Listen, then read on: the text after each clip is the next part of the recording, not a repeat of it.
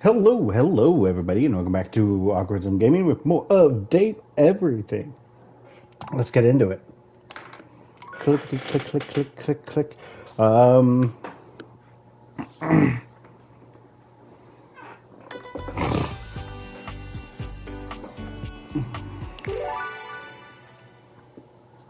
last we left off, so we gotta.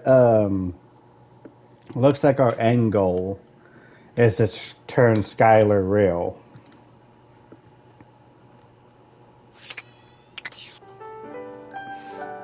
Now, um, now is a perfect good time. Let's see.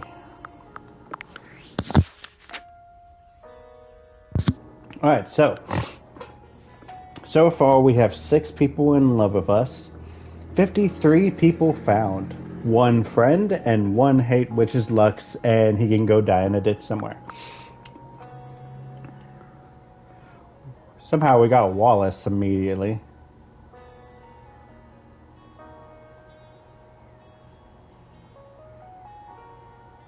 Steadfastness and trust small children with crayons. Makes sense.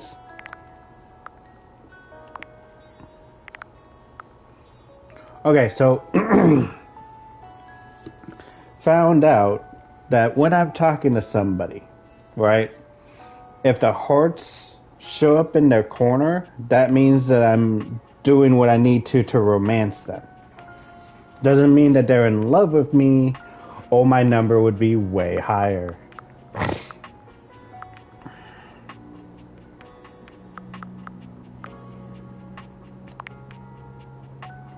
No, no, but that's completely my first and last name, tomfoolery. Steadiness, protection, exotic furnitures from distant lands.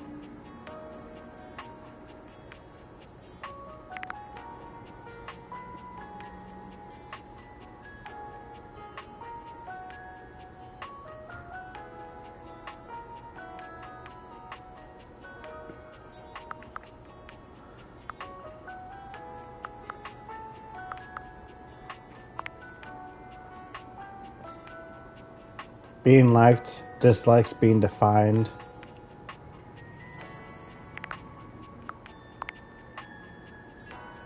Being asked questions, busy, hospitality.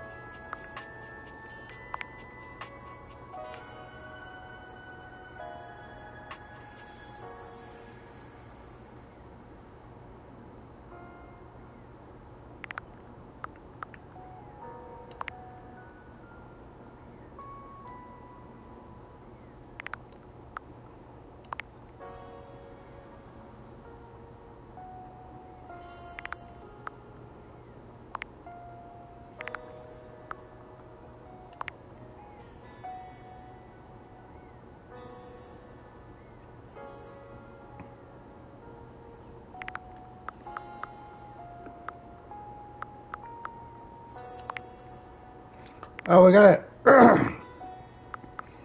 gotta check on them.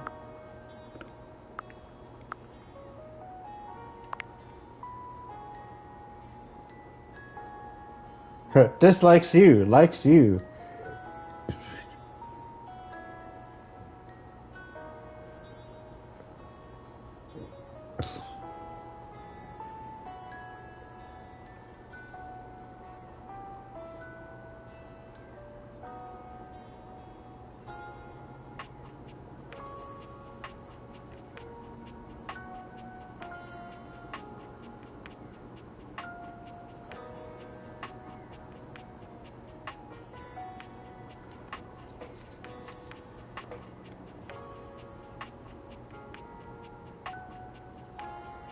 You file a bug report? Oh god, yeah, and the Hanks dislikes reading. Cowardice, insolence, foolishness. Battle weapon, braids.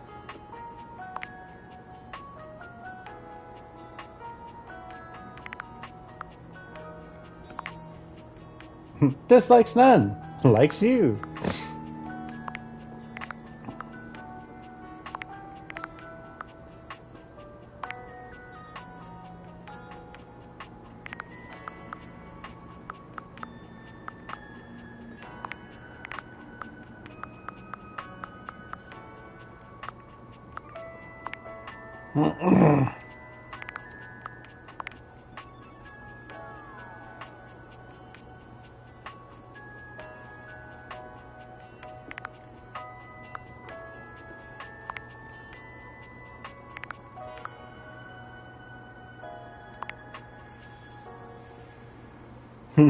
Lucinda Limitless. Dislikes limits. Likes legends.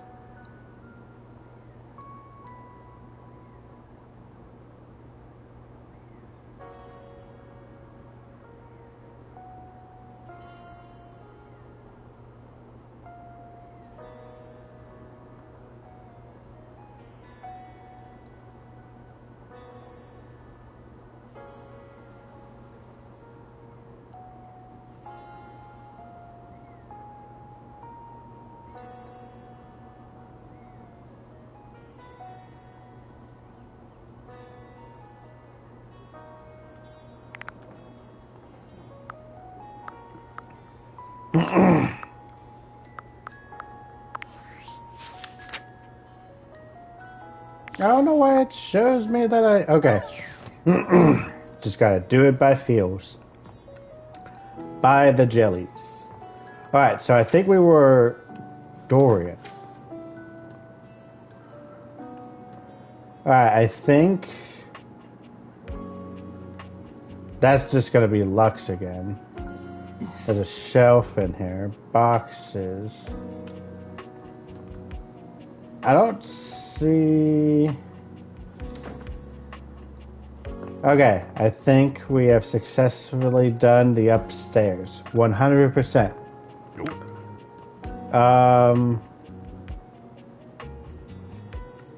Alright.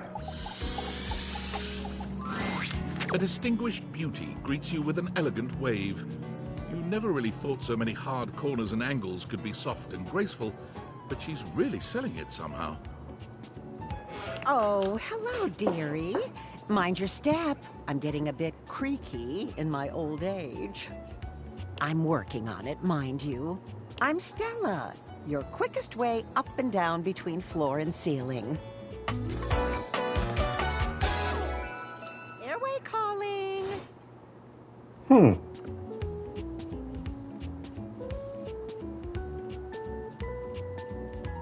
You are nosy old thing, aren't you?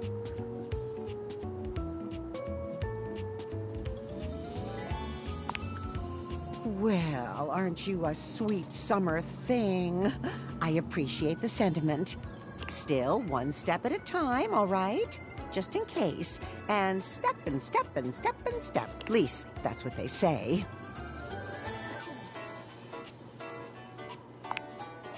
That's the way. Step on through.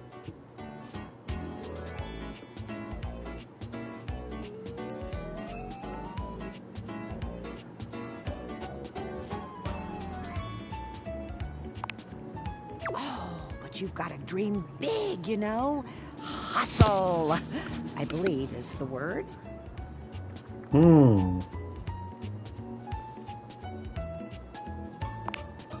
Oh, one of those tricky ones, huh? I'm learning a lot of new words lately. You'll have to forgive me. You see? Well... Stella looks everywhere but at you, trying and failing to find the words. Eventually she sighs, plucking up the courage from somewhere within her.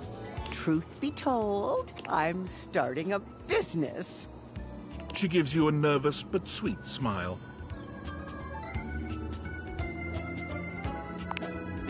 Oh, thank you, dearie. It's all a bit exciting. I've never really had a thing like this before. A project, a goal. I guess that makes sense. Never really thought I would, truth be told. You know, if you were interested, I could get you in on the ground level.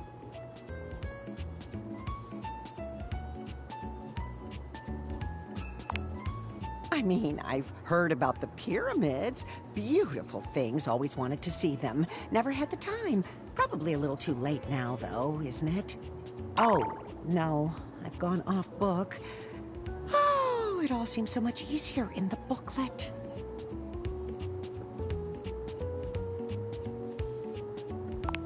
Booklet? They sent it to me when I signed up. Stella Steps to Success. How to sell that sale and change your life, generate passive income and financial freedom, all from the comfort of your own home. Stella pulls out a pamphlet from deep in her bag.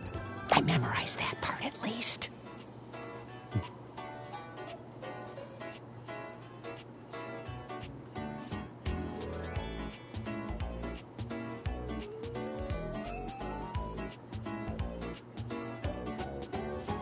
I think you're being Well, scammed, let's Jet. not get too dramatic. It's hard work, sure, but isn't anything? They even tell you that. Step 37. Not everyone will make it, but drive and passion are the fuel that fans the flame. Patience is a virtue, and success is for the virtuous. Doesn't that make you want to get to work?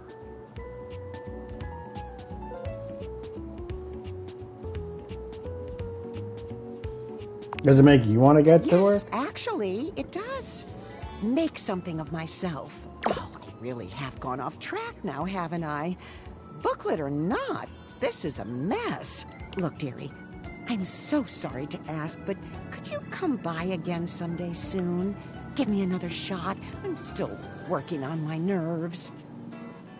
And there are really a lot of fancy words to learn.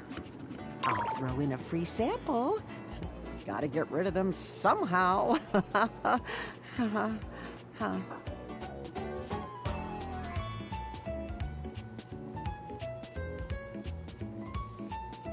Of course, Stella. No You're work. too Not a word. kind. I do appreciate it, dearie. Okay. Boom. We are now.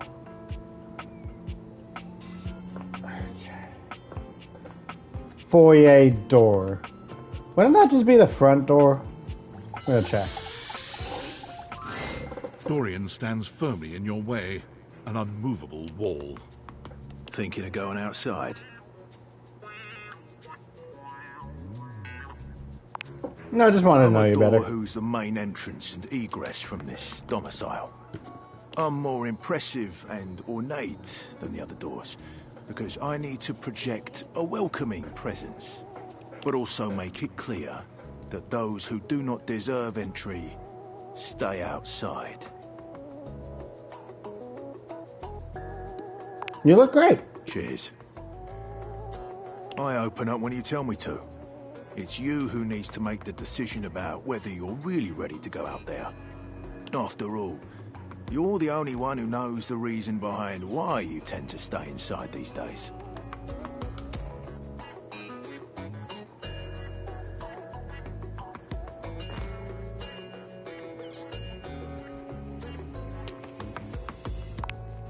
On the nose right there. You and me and the glasses can stay inside the confines of this house until you've done all you have. So for now, I'll remind you to keep indoors. Stay safe. Okay. I think that was one of the doors we had to find.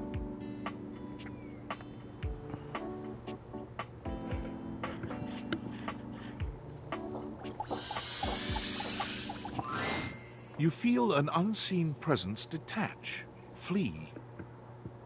It seems that there is nothing here to speak with. Mysterious.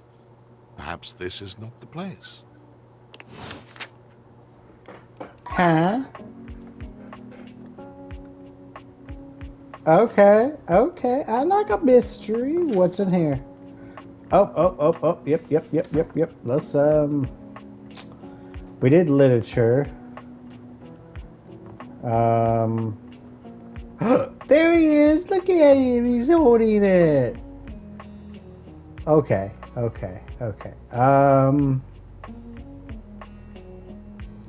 D, N, D. Mythical stories. We got some more drapes. Oh, I got the boiler. Hiya! Normally you try to avoid dealing with your water heater. You're no plumber after all. But as you look at the beauty standing where your water heater usually is, you wonder for a moment if that's about to change. Beyond the rigid metal of the heater lie dangerous curves. Brown skin swathed in orange and blue and silver. Her soft, pretty facial features are adorned by colorful makeup that looks like it wouldn't be out of place in a fashion magazine. She doesn't seem to notice you at first, but when she does, she lets out a sharp scream.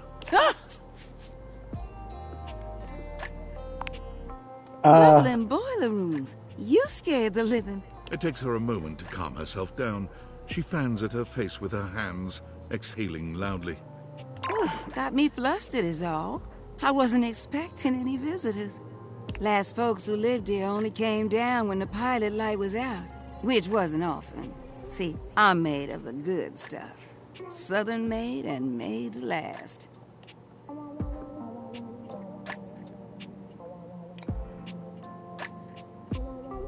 You look like you are quality. Your eyes don't lie to you. I'll tell you that much. Here I am just talking and you don't even know my name. I'm Winifred. Nice to meet you. Oh my. Hey, holy smokes, how you doing? I'm talking to my water heater. How you doing, sweetheart? Oh, it is nice to meet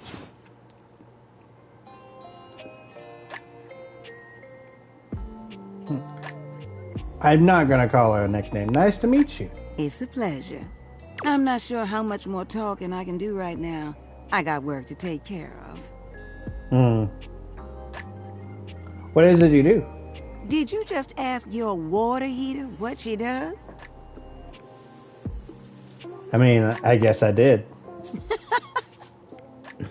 It's okay, sweetness. I'm just having some fun. But I do need to get back to work. Washford's about to kick on and Daisuke needs a bit of a push. I need some time with River to make sure she's ready to go.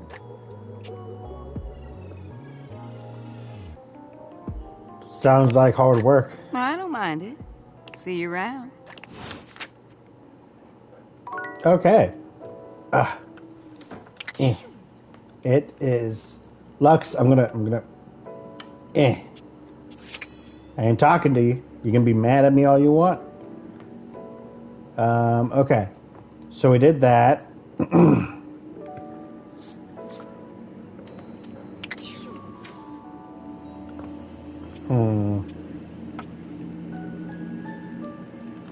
I don't really think there's anything left here. Alright, let's talk to Vaughn. You're back! How I've longed for your tender embrace.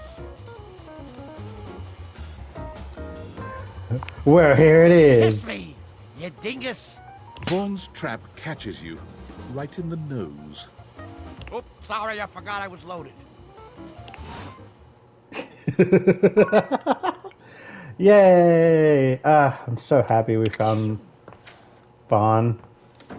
I was worried that he like disappeared once, but then like the realization thing started, so I was like, oh, we gotta find him again. He must have moved.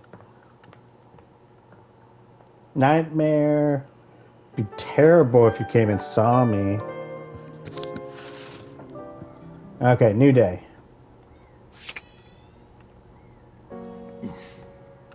Dorian, I'm gonna close you. Oh man, it's so weird because I'm starting to memorize their names and I'm literally calling my Dorian. Okay, have I gotten everything in here? Could the chair be something? The desk is definitely something. Paper would be literature. Trash can. Don't think I've done trash can. PC's Mac. D20 is chance. I don't know what. Dice game? Possibly? It's a dish. Alright. Let's do desk. Upon reflection, it makes sense that your desk is as muscled and sturdy as she appears to you Okay, here first now. off, love their But you hair. still can't say you were expecting all this.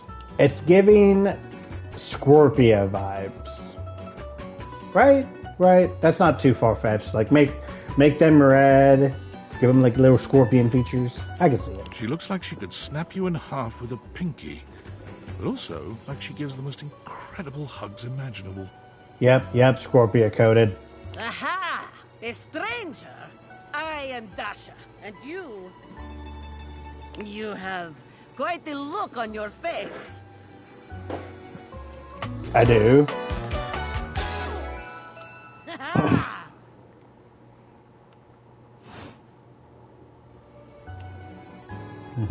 I think my desk would be, you have a lot of muscles. Can you pick me up?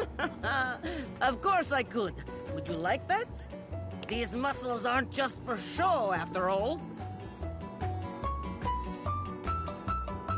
I haven't picked up like that since I was a kid. Dasha never lies. My muscles are capable of lifting far more than your featherweight. Just like that, Dasha sets you down as gently as a feather. Holding so much on my shoulders, day in and day out. My job demands muscular perfection. That's enough about me, though. Tell me about yourself. You have intent in your eyes. Have you come to ask me questions?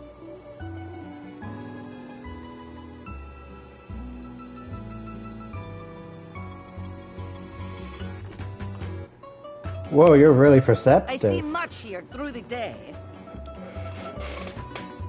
What is this? What is this sound? Oh. I have become very good at reading people. Your eyes might as well be question marks. But listen to me go on. Speak, friend.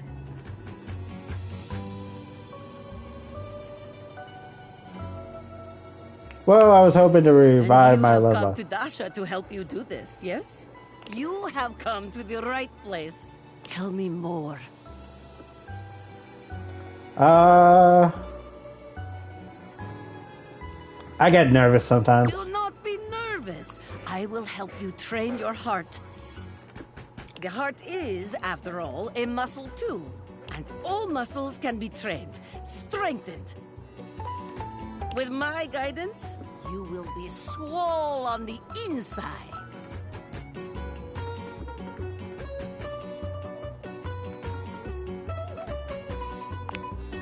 This is the spirit. You are winning already. Pretend that I am the one who makes your heart flutter. What would you say to me?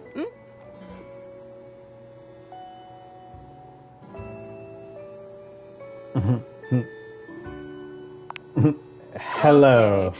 Hello? A classic? We must work on warmer opening, but it is a start. Okay. Perhaps there is too much pressure. Perhaps we must go back to basics. We are side by side at Tasteful Bar. I am just your type. You wish to impress me. How do you get my attention?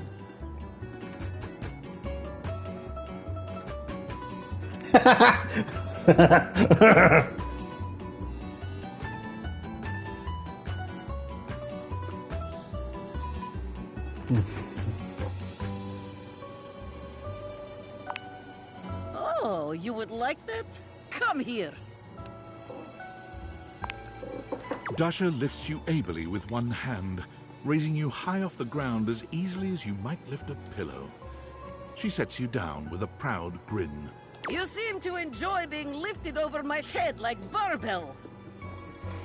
I mean, I rather enjoy it myself, to be honest. you are like tiny feather. Lifting you is like lifting baby. I feel like there's probably a sexier way to say that. It is true, though. But perhaps you are right. Wait, what am I saying? We are here to train you, not Dasha. We must focus. Still, you have impressed me in our imaginary bar. Here is my number, attractive stranger.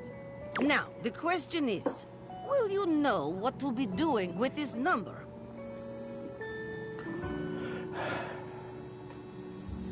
It's like so much confetti. I carefully fold it and put it in my pocket, then call you after a reasonable amount of time.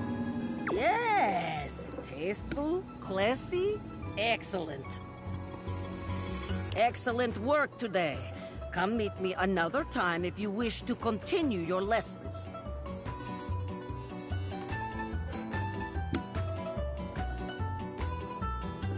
I have much work to do, but I have enjoyed our time together here. See ya! See you next time. Okay, so we now got the desk.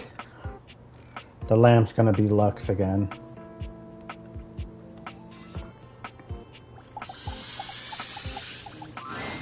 Oh, hi. I'm on vocal rest right now, so I'm not too tired for the work week. Trying my best to rest anyways.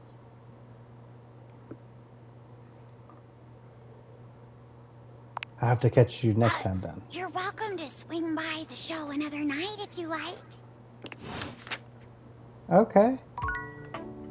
What show? Wait, what is this?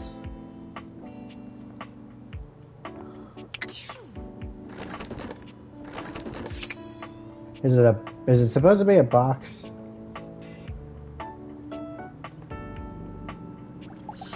Whoop, whoop, whoop, whoop, whoop, whoop. I've written it! The tome! Yeah. Pretty heavy, but worth the effort. But it's not enough that we've written this. One should always check in with the hoi polloi before publishing. So, I've brought along my favorite friends to bounce ideas off of. Whew. The wall, ceiling, and floor, of course. Who else would be a support group, darling? Oh no, and we wrote such a scandalous sci-fi. Here it is, my very own book, written by myself with help from the human. And the name of the book is? Why, you can read the name on the book itself. It's just always nicer when the one presenting says the title out loud. I can't. It isn't right. You say it. Me? Why would I say it? Florence? Oh, I'm not good with crowds. Whoa! Thank you for saving me the trouble, Wallace. Let's begin. This book is quite arousing. I've read books like this. Under the covers with a flashlight. Whoa! Oh, I didn't know that, Wallace. Thanks for the history lesson. I didn't know you had it in you, Lyric. But this is a good one. I like it. Surprises. Thank you for your support. It's what we do best, Lyric. Well, shall we go ahead and publish? Absolutely. Marvelous! I'll submit this to Mac right away. Oh my god. I just realized Max said that I've had a problem with making fanfics. And I literally just made one with Lyric and I'm getting it published. Oh no, the cycle continues. We're all enemies to our vices. Okay. I guess that's it. Yeah, like I said, Chance already likes me. Oh, let's see what this is doing. The secret of getting ahead is getting started. Marker Twain. Another quote of the day? You better believe it. So the date with Chris was awful. A disaster even. Tell me about He it. spent the night chasing me around with what looked like an axe but was probably just a spare ski or something. And at the end of it, he asked if he could see me again, but instead of kissing me, he leaned in and whispered that I had the calves of a malnourished mountain goat, and that he found my scrawniness appealing because of the potential I had, if I would just commit to fitness. So anyway, I'm thinking maybe masculinity is like, not my thing. Fair. And that's okay. I've got a date lined up with a real pretty shelf that's just as hot and strong as Chris. And I'm like 90% sure she won't try to kill me.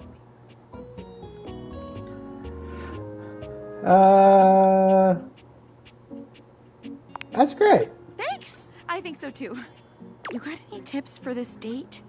Anything to keep in mind for going out with someone who could totally crush me with a pinky, but is also feminine and fine?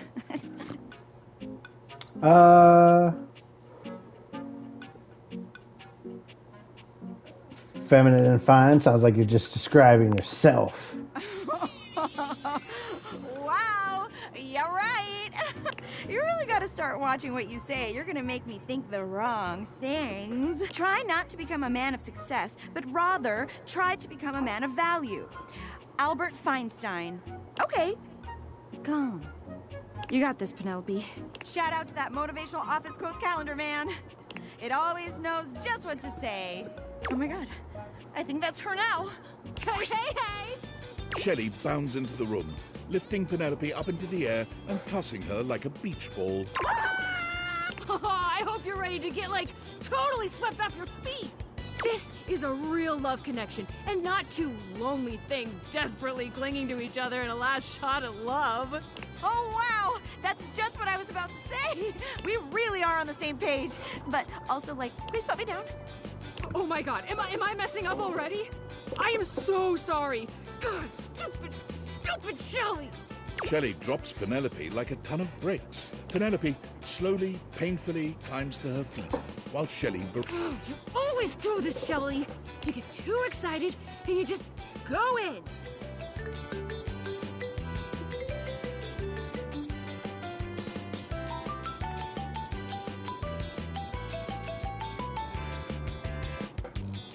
Maybe you could take a break from beating yourself up to go on your date. Hey, it's okay. Why don't we just start over again, huh? Shelley turns towards Penelope, wiping away a few tears. Yeah. As you watch the two of them leave arm in arm, you have a sinking feeling. You'll have to come back later and see how it went. Uh-oh.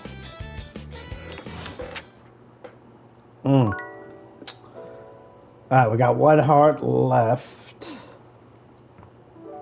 Honestly... Oh, what was that? Oh, computer. Oh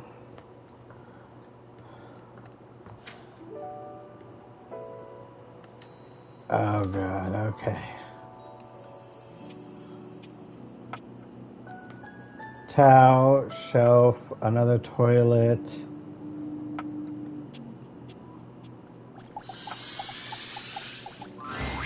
It's jarring to hear someone else's voice singing in your shower. After all, you haven't brought anybody home since you've been here. But this isn't some forgotten paramour from the night before. There's a singer in your bathroom, and he's using your showerhead as a microphone. While his singing may be less than professional, he certainly looks the part. His handsome face is framed by glistening ringlet curls, and his clothing has a sterile, hygienic vibe. A stark contrast to the smouldering, sensitive artist you see before you. Wet hot love. Wet hot love. Oh, hey! Oh, jeepers. Didn't hear you come in. I weren't expecting company, especially such a ravishing company. Come right on in, darling. Be sure to wear a shower cap or you're gonna get yourself mighty wet.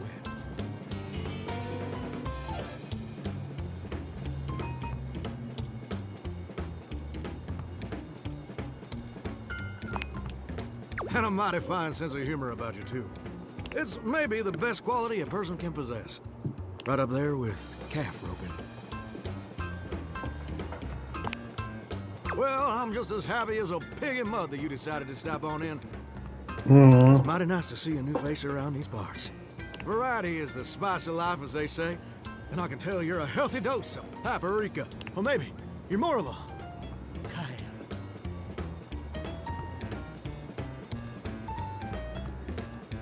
Probably just plain old salt. Definitely cayenne. Spicy. Makes my mouth water just thinking about it. Well, I reckon we'll have to get to know each other better to really find out. Oh, you're so well, sweet. You're mighty welcome. Name's Johnny Splash. All right, we got a new one. Whoa. And I just want to make absolutely sure whoever saunters over my way is treated with the most respect and hospitality a gentle shower like myself can offer.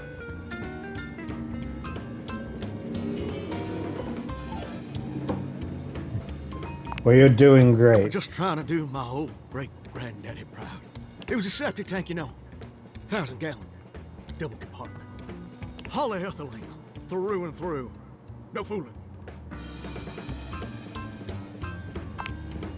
Ain't that the truth? It's just real darn important that folks keep coming by. Truth be told, it can get kind of monotonous around these parts. You know what I'm saying?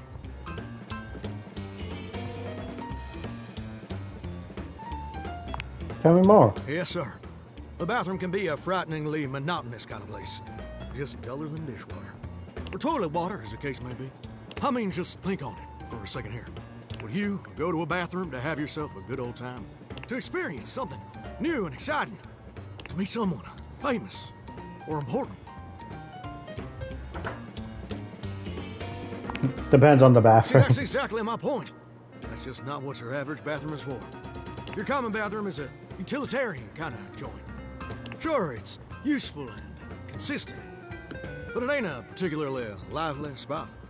Ain't no nightclubs in no bathrooms. You know what I'm saying?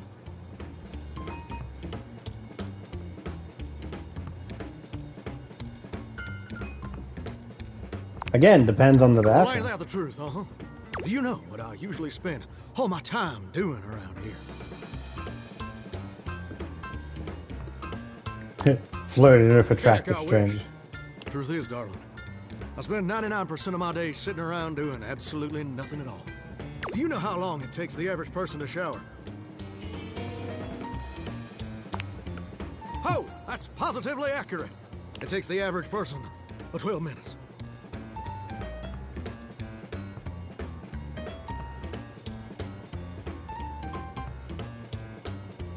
I'm more of a bath person. Oh, pretty brave of you to be so sacrilegious.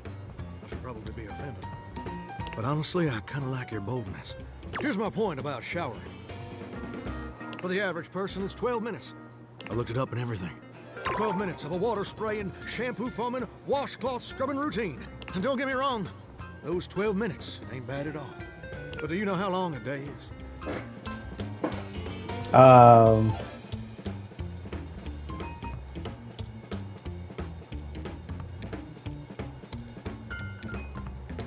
I'm almost certain. Whoa. Hey, I'm not so sure about that.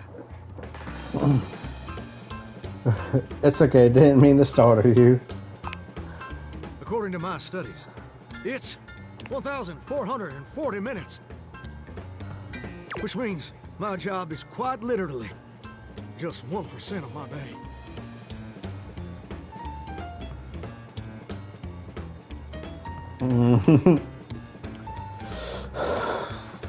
That sounds amazing. Well, I get why you might be inclined to say that. But honestly, it's worse than a dead skunk in a wedding chapel on the 4th of July, which is really bad, in case that weren't clear. See, I'm a shower. If I ain't being used, it ain't like I can just get up, go boogieing down at the dance hall or something. I can't just hop on over to the malt shop for a milkshake and some light canoodling. No? No, I'm just here, perpetually stuck in this humdrum, go-nowhere existence. Do you know how that makes me feel? Terrible. You're gosh darn right. Sorry for swearing, Mama. It makes me feel unfulfilled, listless, bored stiff, like a scarecrow in a cornfield, like I'm gonna be stuck here forever. And all my dreams ain't never gonna come true.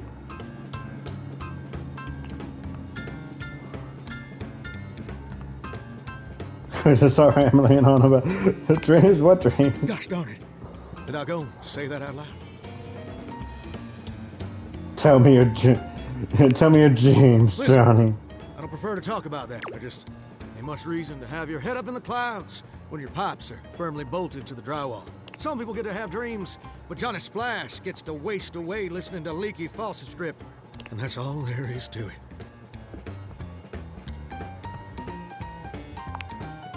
Oh, what the heck? You done twisted my temperature knob. Now, I reckon I usually don't do this, but you got a trustworthy face. Plus, I'd be lying if I said I wasn't just a little bit sweet on you. So, I'll tell you my super secret dreams. On one condition. Seems fair. Come back and visit me again tomorrow.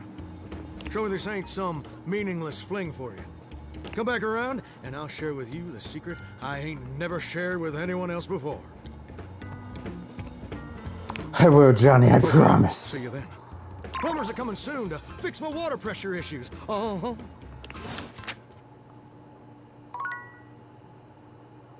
Alright.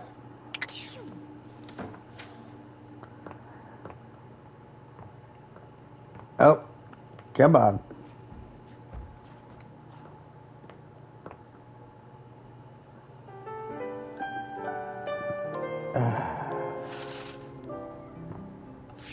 Alright. How are we doing? Welcome! What can I do for you in my main menu? Can I realize you? Oh. Oh! No. Oh, man. Well, just not yet. Quest I have to do? Yeah, pretty much. When Franklin least made me, it was in a sort of a mad, passionate rush of scientific fervor. There were unintended consequences, like realization, which is a good thing. Yes, definitely. But one of the issues with realizing an object is that each of us can only leave once our own little purposes are complete. Some of us here still have things to do before we go. I call it unfurnished business. Clever. Thank you very much. It's trademarked. Each of us can't become a human if we have unfurnished business. Reasons we need to appear in this house. None of the others know why exactly this is, or what it might be that we need to do. Oh, but I'll always tell you when I see it, and forbid you from realizing that individual. As for me, well, I have the most unfurnished business out of anyone. I have to be here to help everyone else get realized, so I gotta go last. Sorry to be the bearer of bad news, but if you want me realized, you have to get everyone else realized too. What if I only want you to be realized? Don't. It might be a slog, but it'll be worth it. Keep realizing everyone you see, and eventually my unfurnished business will become furnished. Finished.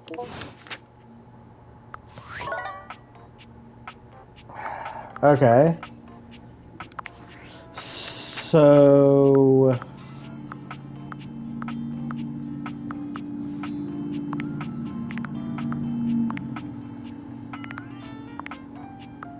Hey.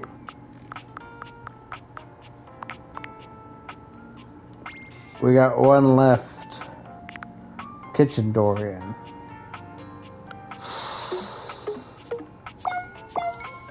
Dude needs 100p.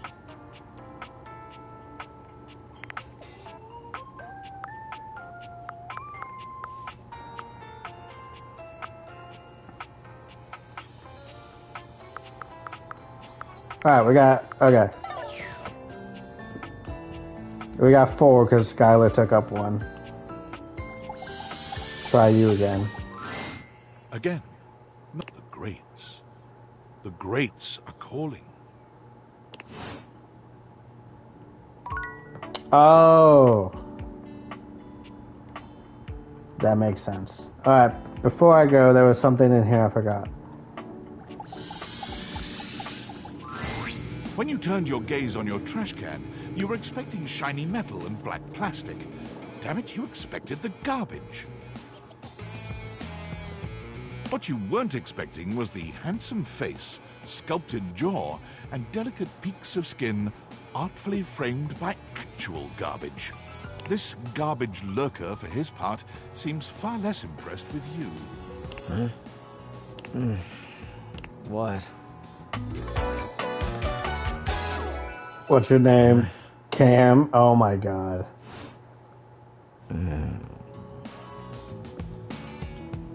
Hey man, what's up? Things that aren't down, I guess.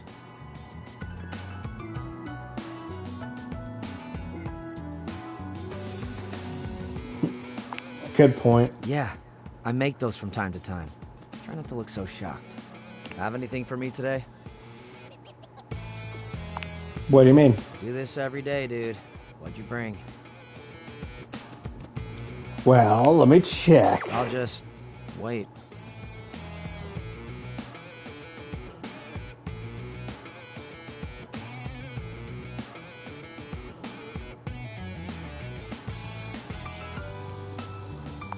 Boom. 6 months ago? And you just bring it now?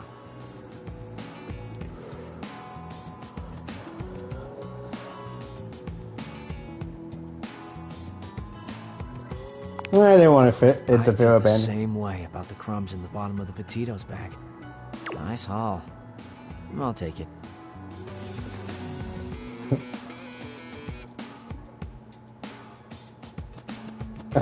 Great, enjoy. You hand your trash over to Cam, and he takes it from you, pocketing it without another word. And you're still here. Yeah, are we going to talk or hang out or something? Wasn't planning on it. So then, now what? Now you go. But you're hot. Go. Be free. Damn, Chuckles. Bye.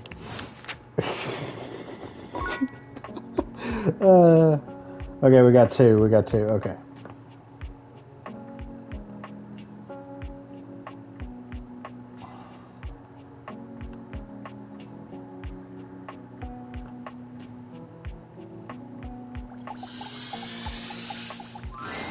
You're back!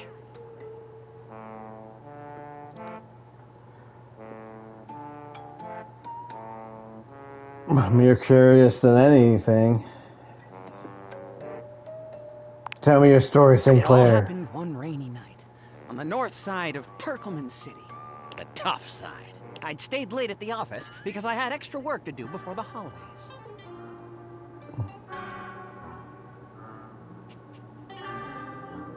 Go on. Well, when I left, I was feeling a bit low, so I went out to a local bar. It's called the Banana Club. They make a mean Shirley Temple, heavy pour.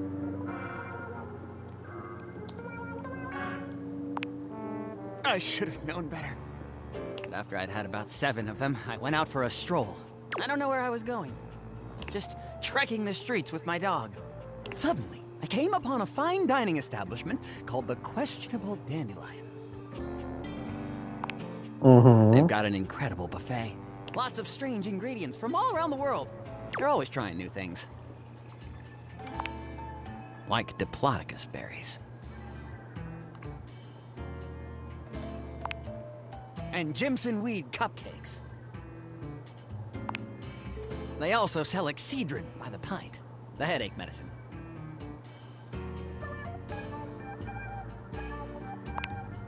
Anyway, I ate my fill and went on my way. That's when things started to get weird.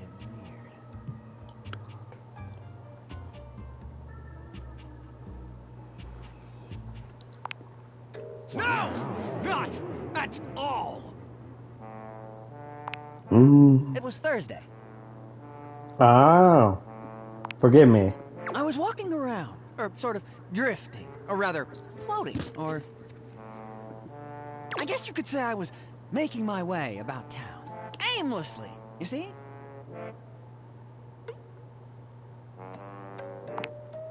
You're very perceptive.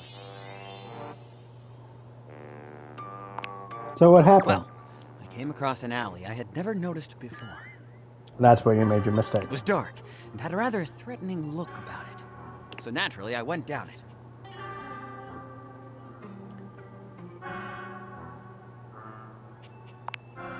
I wandered down the alley and came to a door lit by a red light.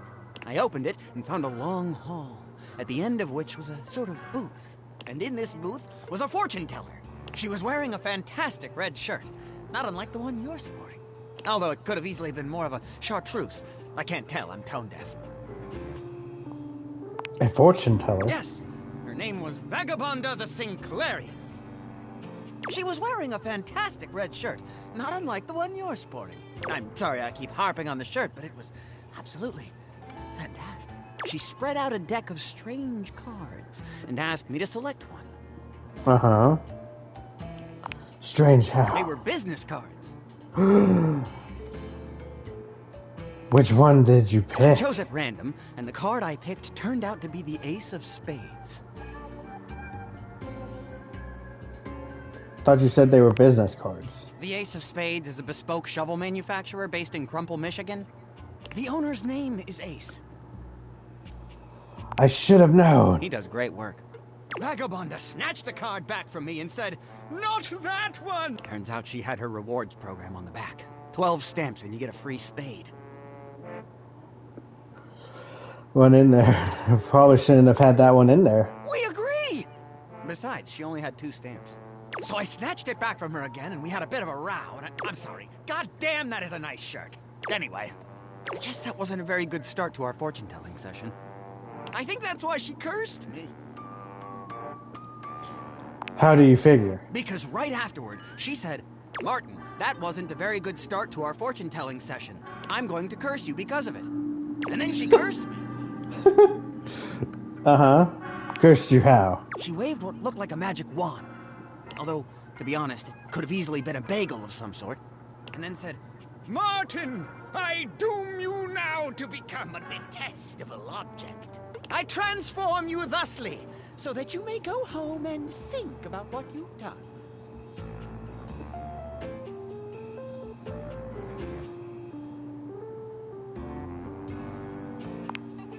She wasn't above a bad pun.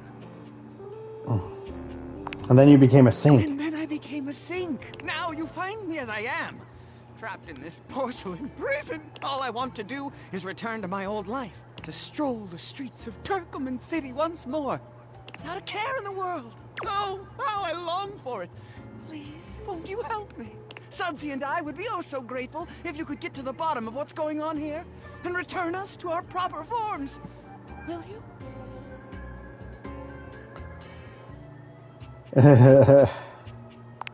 I'll do everything I can. Joy! If you want to help to get to the bottom of all this, I might suggest you seek out someone who is in the business of solving unsolvable mysteries. Or just go see if Vagabonda the Sinclairius is willing to undo her curse for a free shovel. I think I just know the magnifying glass. He stands there silent and unmoving until you finally leave. Uh-huh.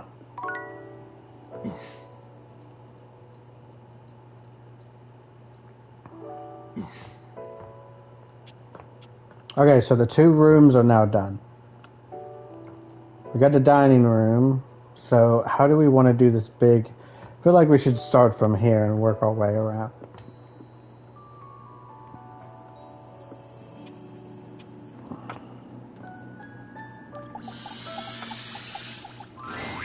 Davy! Davy? Davy! Come on, Davy, what'd you get off to now? Davy? I hope he's all right.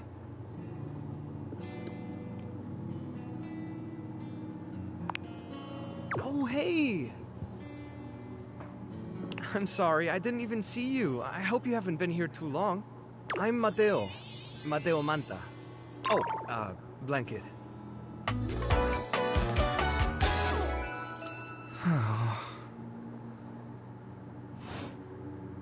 I've just been so focused on finding Davy. This is the second time he's wandered off this week. I'm starting to get really worried. Who is Davy? Davy's one of my rescues, a young knit bull that I found trapped in the office a few months ago. You wouldn't happen to have seen him around, would you? Maybe. I don't think so, but I can keep an eye out. Oh, thanks, I appreciate it.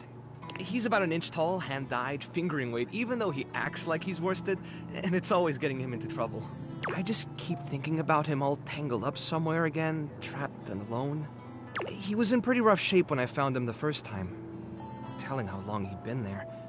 He was so frayed I wasn't sure if I'd be able to put him back together.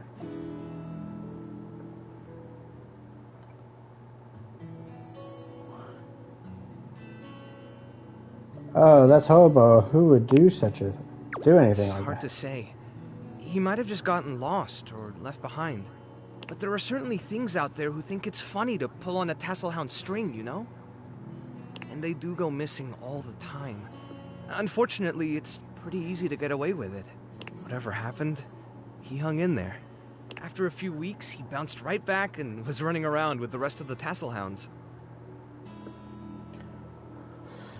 Keeps going missing? Yeah, it's become a pretty regular thing with him.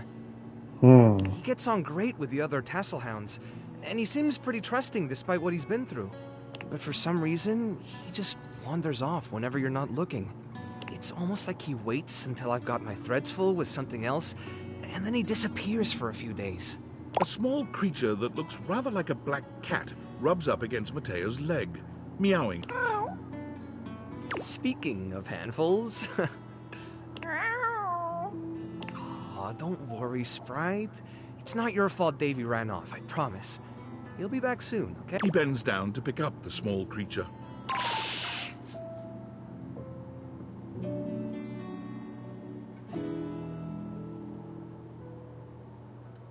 Where's your little friend This there? is Sprite, one of the first inanimals I ever rescued.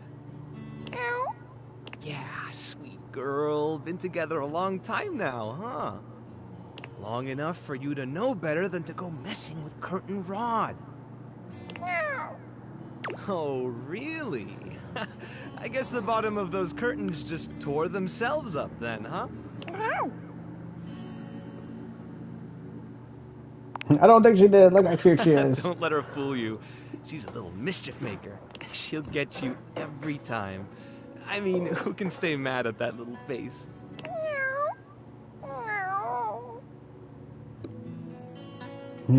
I belong to her now. You're in good company. Well, I'm good with standing far away from this thing. Can I pet her? Is she friendly? American court hares are pretty affectionate, but she's a little, well, picky. If you want to try to pet her, just hold your hand out and let her sniff you. If she headbutts you, then you're safe. If she just stares at you, though... I'm willing to take the chance. All right, go ahead. You hold out your hand to Sprite, waiting with bated breath for her reaction. Boy, it's okay, sweetheart. I've got you. Sorry. Better luck next time. You, should probably step back a little bit just to be safe. Well, I'll be hearing about it from Curtain Rod later once they notice the bottom of the curtains are ripped, I'm sure.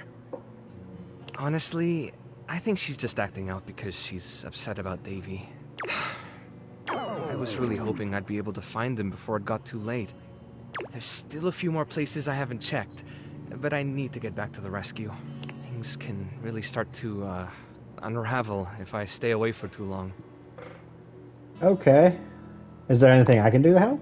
Oh, that's kind of you to offer, but I'll figure something out. I'm sure you've got other things to worry about. Really, it's no trouble.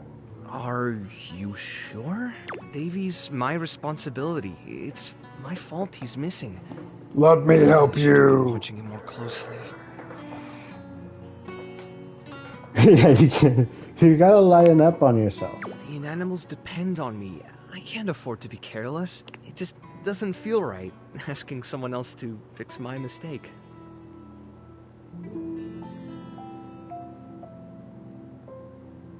You're not very good at accepting help, are you? Guilty.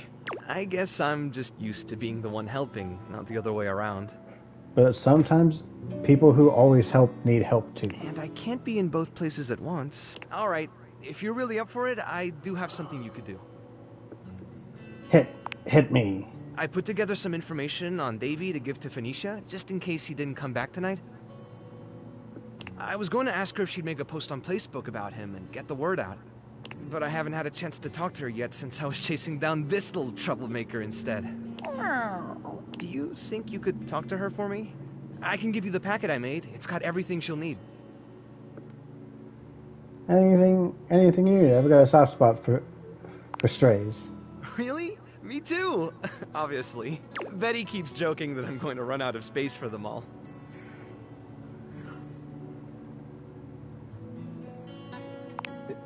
You got a big heart. I don't know about all that. I'm nothing special. It's just the right thing to do. When something needs help, well, you don't give up on it.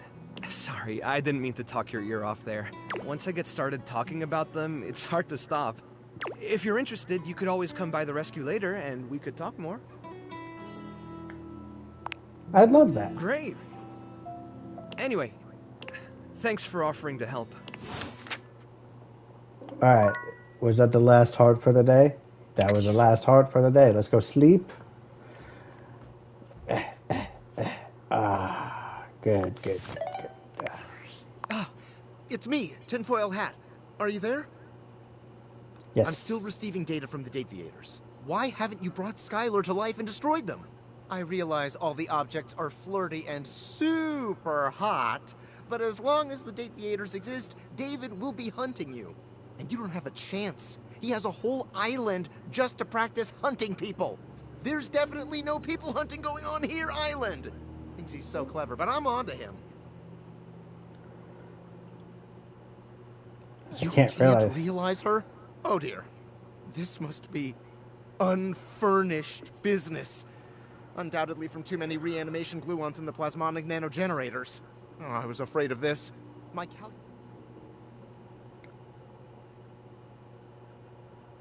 All right, sorry about change of that. plans. Okay. If unfurnished business is inevitable, then you'll need to bring every object to life before you can realize Skylar and destroy the Dateviators.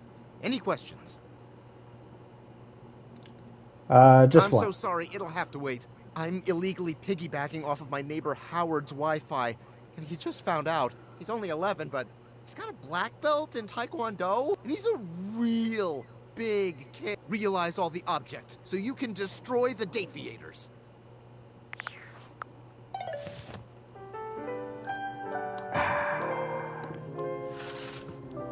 All right.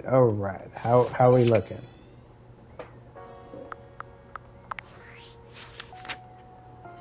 All right, we're almost to 60.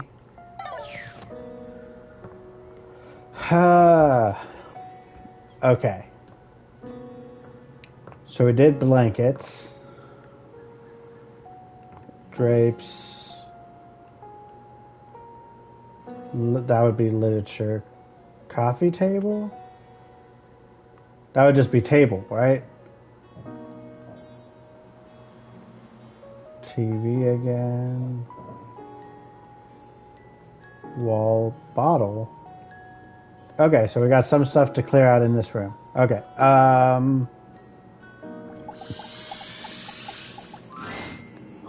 Coming! Hello. Sorry for any confusion. I'm currently working my day job at all 5 restaurants and bars in the house. It's hard being an actor. Jeremy, Two Top just walked in. Coming! Stop by for another night of some theater. Okay.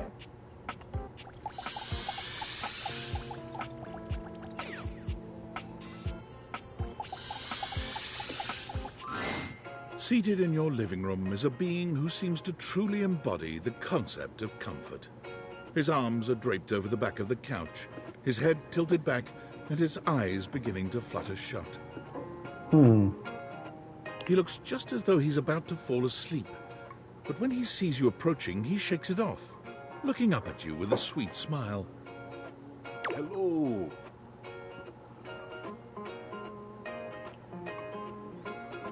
You look cozy. Thanks, buddy. So do you in that fantastic red shirt. He pats the seat next to him.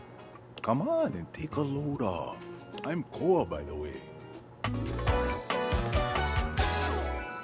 Hey, here, boy.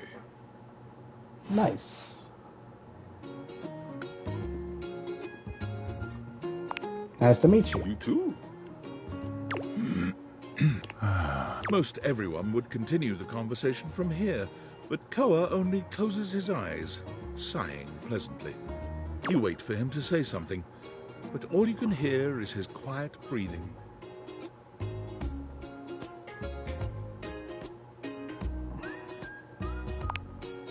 No, that's okay. Koa opens one eye, but he doesn't move. I just thought you might like to share in all this comfort, you know? Couch culture is really all about taking it easy together. You know, like, you ever heard people talk about alone together? Yeah, I love that. Right on, right on. You get it then. It's where people just chill. I wish more people understood the beauty of alone together. It means you can be at peace with another being without even saying a word. It means not forcing a conversation or an activity between the two of you. It means just enjoying the moment without any expectations. He sighs pleasantly, closing his eyes.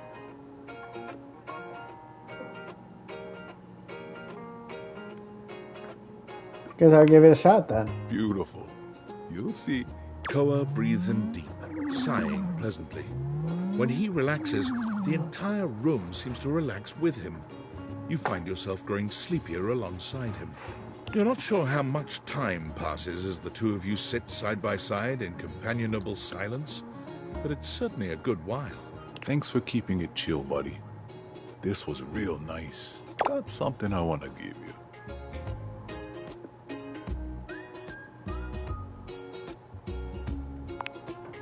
You know it. You know, in couch culture, we're not big on expressing ourselves verbally. We prefer to let our actions speak for us. And a gift like this, it's just a way of honoring our friendship.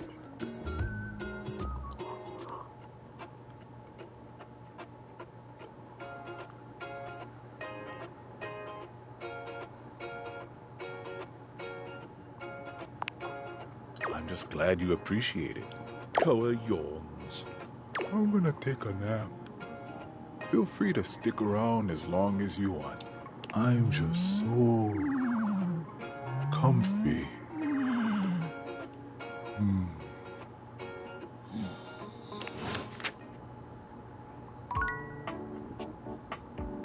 What the heck? Another...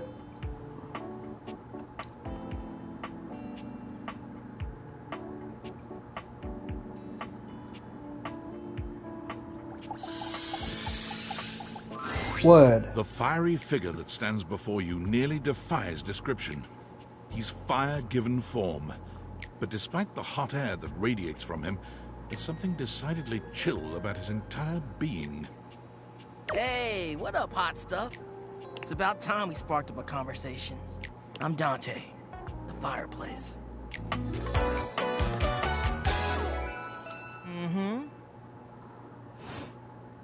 Sure, we just met, but you can think of me as an old flame.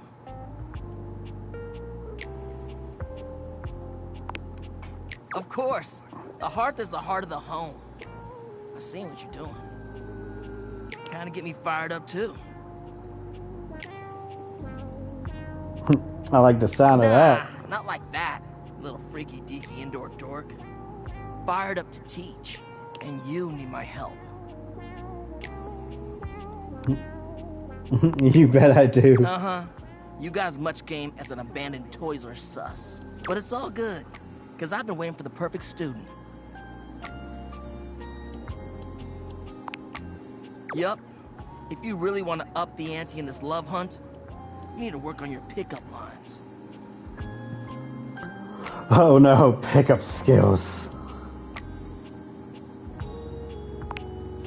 Yup. It's not always Okay. gonna be so easy as firing up those specs and talking someone's ear off. Be it love, friendship, or hatred. The sizzling art of the pickup is all you need. I'm the master, and you're the perfect human to pass the torch to.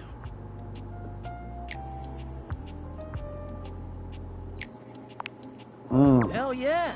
Just look at you. You're the exact right amount of smooth and rough around the edges. Like a piece of firewood. Full of potential. But right now, you're also kind of a soggy stump. I can make you crispy, baby. My point is that with my help, you got a chance to burn bright. But if you don't learn how to take the first step by talking to someone, you won't ever light the flame. Sounds good. No sweat, hot stuff. I think it's time we start the first lesson. If you can handle the heat, that is.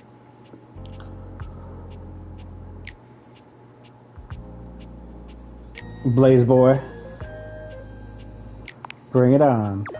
Hell yeah! Tell you what, let's start with some punny pickup lines. See what I'm working with here. So what do you think? Right. You up for it? Fire away. Seems like you're already getting the hang of this. All right, how about this? What up, hottie? Got a light? Because I think you just might be my perfect match. Huh? What'd you think?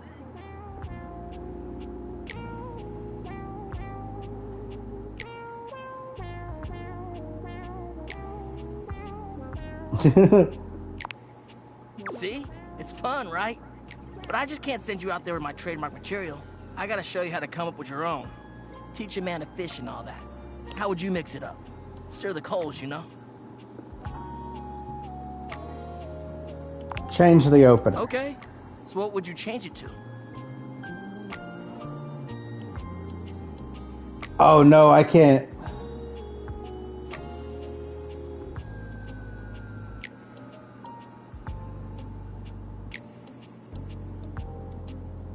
Actually, I think I changed my mind. No pressure. And I totally get where you're coming from. You see, that was all a trick question. Or less. I was just trying to show you that pickup lines can be corny and fun, but not always the perfect opener.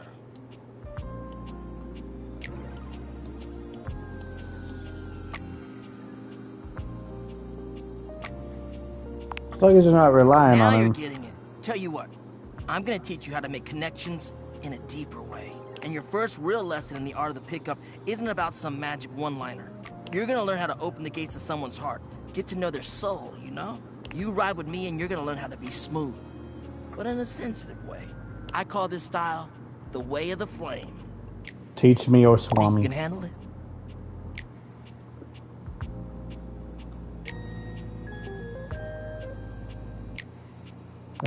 Bring it on. I'll give you a day to cool off. See me later for our next lesson, you little firecracker. Later! Hmm.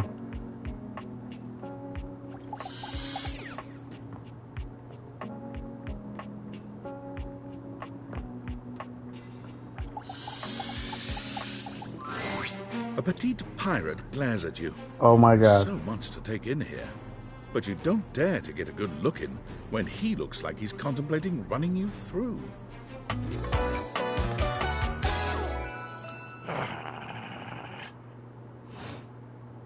Oh, look. It's you. Come to make fun, have you?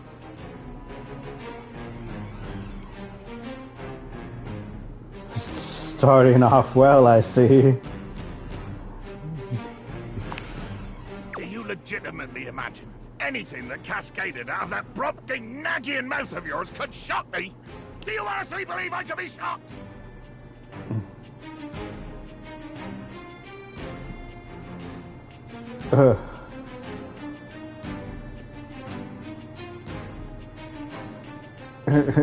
You look shocked I to am me. emotionally quite contained. In fact, one could say I am quite bottled up. Trapped within tubular, glassy confines. Well, what would you be like to be doing this? I would like to be questioned. I would like to find an enemy. I would like to pin said enemy down. I would like to blast my cannon with his glorious, deafening, bone-rattling crack. Blow them off the face of the earth amongst the decimated corpse of their ship, bubble helplessly beneath the gleaming main. I would like to send something, anything, everything, to that glorious netherworld. Cool, you have enemies? I do. Talk about it. It's dangerous to keep that anger bottled up. Oh, it's a bottle joke then. Your first shot is fired. Cannon roaring at the attack. The wind of the hunt cracking. The spray flying. The bowsprit dripping bloody avarice as you come for me.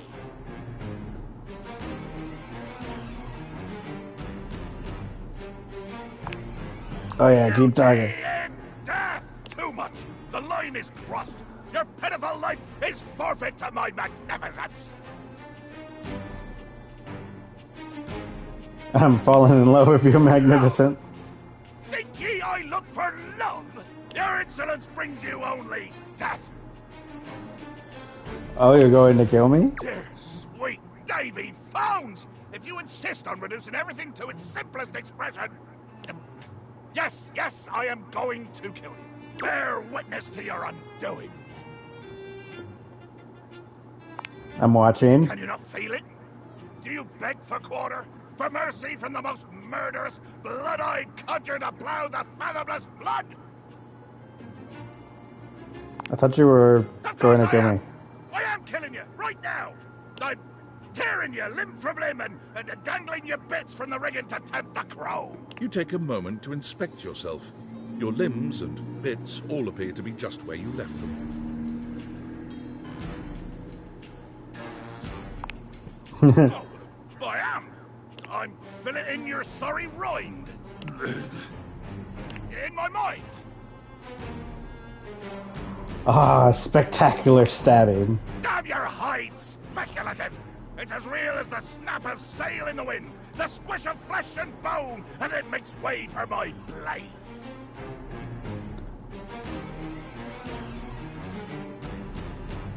I am not, in fact, stabbed, though, because that was kind of poetic. Poetry. Never could stomach this stuff.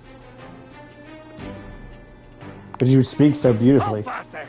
I do not speak beautifully. I am the fearsome Captain Jack Sparrow. I am the Oh my plague in the God. high seas. Of course you are. I deal in death, spectacle, and warning. I spout the macabre. I vomit forth danger.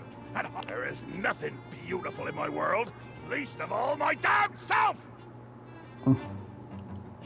Oh, maybe beautiful. But you look beautiful to me. Jack makes a strange noise, almost akin to a growl. He looks positively put out. Damn. What was that noise? Nothing. I was hoping you would argue with me and I could try and kill you again. It makes me growl when people are conciliatory. It's the worst when you just want to fight and nobody will take you up on it. Let there be blood! I load my cannon with heavy iron rounds to tear through anything and everything you might pray to put between us.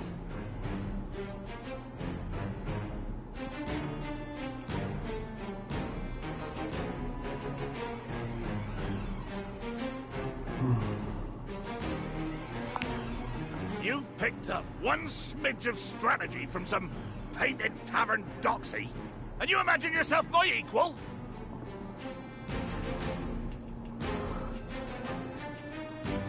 What do you say we take this to deeper waters? Ah, deeper water. Oh! Yeah. Wait. Well, God damn it. Jacques looks all around the room as he speaks, one hand awkwardly clutching his sword handle. You've never seen him look so unsure of himself.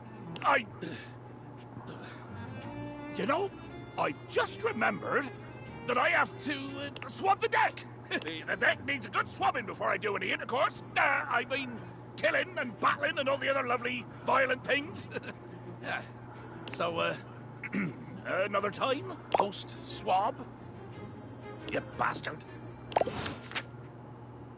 Oh my god. Oh my god. Yes, a pirate. That's what my crew needs.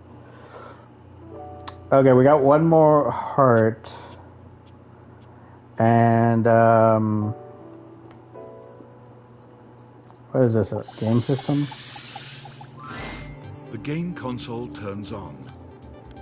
Team 17, Sassy Chap Games, Moon Surgeons. This has to be the most immersive video game you've ever played. Your in-game companion is an absolute stunner, but she doesn't leave you much time to take in the sight of her. She waves you forward, looking around as though she expects an attack to come at any moment. You're here. I didn't think you'd make it back.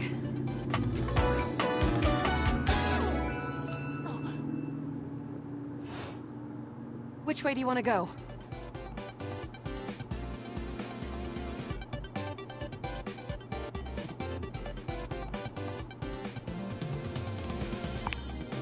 Which way do you want to go? They're coming! Oh, you just equipped my Zauer rifle, which means that you're thinking of unloading a whole lot of Zaker charges on these scroufs out here.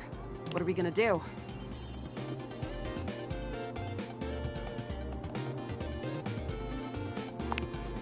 The Zorg! Eat Zaker, worm! 88 charges later, that's a whole lot of scrouf carcasses. Nice haul. That ought to teach Celine and her goons. We're near the compound of the They'll have assassin class upholders, as well as surveillance class. We'll have to sneak our way in, and probably start dispatching them with utmost violence. You up for it? You're right. I'll put on my... Upholder tech is nasty. I found an entrance on the dark side. Should be an easy way in if we just follow the marker on the map. Sounds good, following. Walk, you find yourself standing in front of a bullet-ridden metal door, way out in the middle of the cold, grey landscape. This is the entrance I've never seen anyone use. With my chalk-picking skills, we'll have this open in no time. Let's get it done. Luna picks the lock, allowing you to peer inside. You can see hallways filled with shining electronic doors off into the distance. Here we go. Upholder central inside. I'm seeing grunt class upholders, who shouldn't be too bad. There will be surveillance class 2, which can sound the alarm. Sounds dangerous. It is. Very. How do you suggest we do this?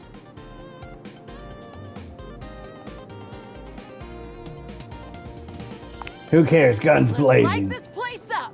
After merely a few charges springed from Luna's rifle, the corridor is absolutely swarmed with guards. Ah, bits, we've got company. Drop your weapon! Cease! Cease! Cease! Plasma drites! The battle rages through the halls as you and Luna drop guard after guard. There you are. Oh no. I can't see them. I can't... You can't quite tell what's happening, but a vast laser peeks from around a corner and engulfs Luna's stiffened form. Bravely, you take Luna's frozen body and crash through the remainder of the hallway. Once she is removed from the power of the strange weapon, she hangs limply in your arms for a moment, enjoying the ride. Continue running like a Run badass. further through the maze-like compound and finally make it to an empty office. Krah. We lost a lot of gear there in the tryst of battle, but at least we still have enough health to get us through to the end. We're getting close. You want to press on, or should we take a crafting break? What's crafting? We have a chance to use what's left in our inventory to make something that will help us in the final battle. Let's get crafting. All right, we can craft something really special using this workbench. This thing can take anything we've got and transform it into anything we don't. What do we have in our inventory? Not much. We got zonked by that last encounter pretty hard. 1 globule, 1 wood, and 1 scrouf skin.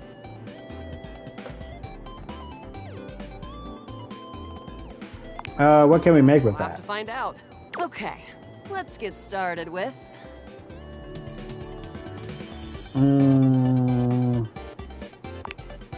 Got it. And then?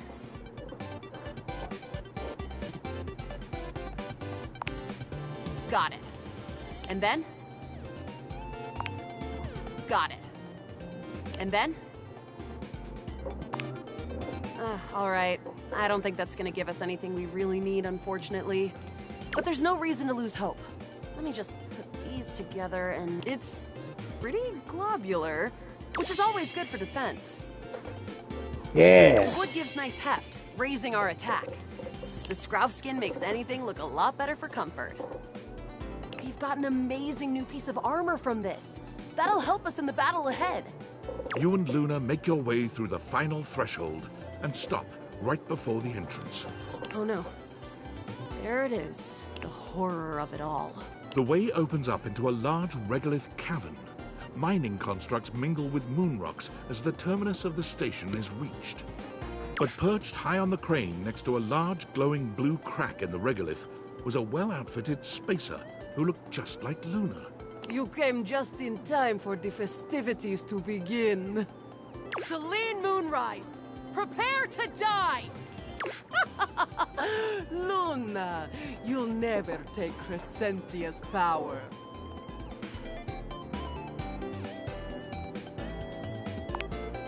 Yes! Oh, what's wrong with me? The glowing crack seems to swell. Charge, bitch! The blue deposit of moonrock erupts, and from the crack, a monstrous creature bursts forth. Crescentia! Go!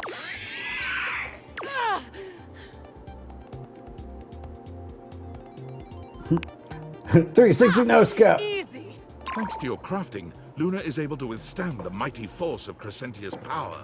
The battle is fierce, but ultimately Crescentia and Celine fall to the ground, presumably dead. Wow! Did that without even a single save. Great job, Yael. I couldn't have done it without you.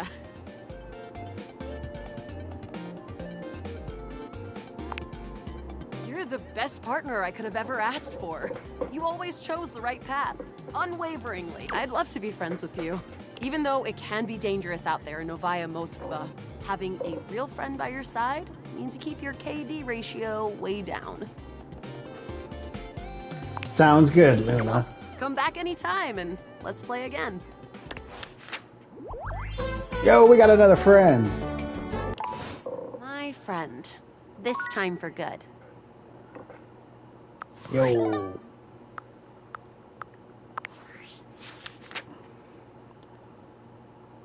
What? Okay, Dorian. Luna. I thought she was my friend. Alright. So that's it for that day. Let's go back to the bedroom.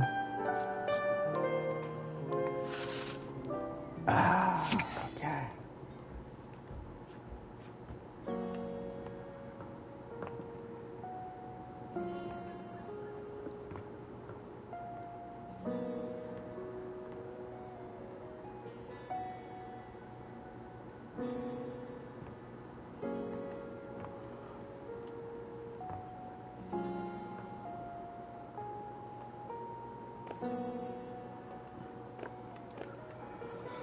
Alright.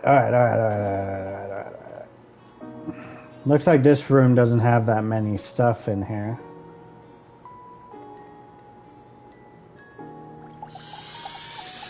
Get this out of the way. A beauty dressed in black and gold stands before you, her eyes closed and one hand held delicately to her chest. She sways softly, silently, as though she were listening to music you can't hear. The silence is so long and profound that you begin to notice just how noisy your house is. You can hear your clock ticking, your refrigerator humming, and your air conditioning blasting. Has it always been so loud around here? The silence persists, and this stranger continues to ignore you, lost in her own world. Whatever it is that she's doing, she's clearly very serious about it.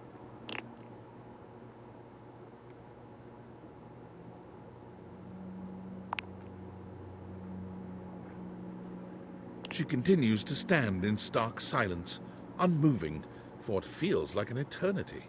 But eventually she finally opens her eyes, taking a grand sweeping bow after. The end. How was that? That was door 33. Surely you recognized it. It's an avant-garde piano piece, 33 seconds long, by the composer John Gage. Honestly, the man was a genius. I mean, the idea that music can exist without the presence of a single note. Breathtaking. You know, the very first time I played it was when I was in residence with the Dulce Mio. You two have met, I'm assuming?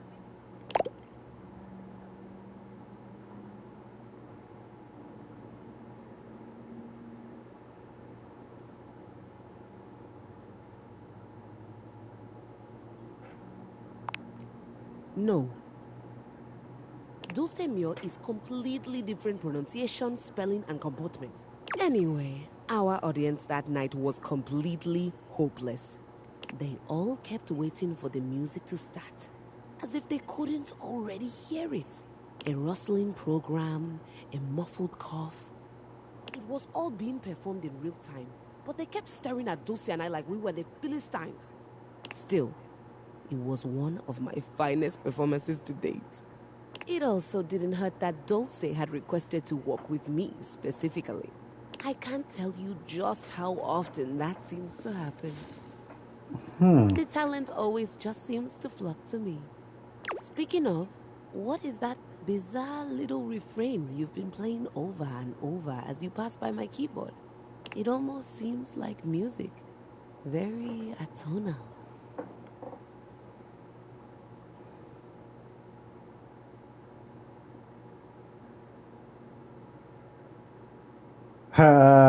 I don't know. I think it's a repressed man. Oh. Valdivian, is he a composer? No, a company I used to work for.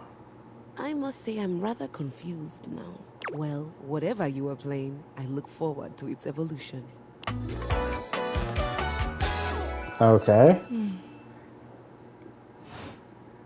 So long, Maestro. Okay. So that was one.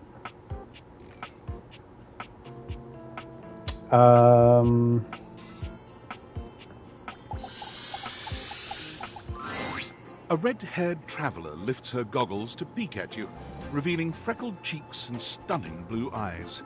As a Now, why, my love, you look some lost. Where are you longs to?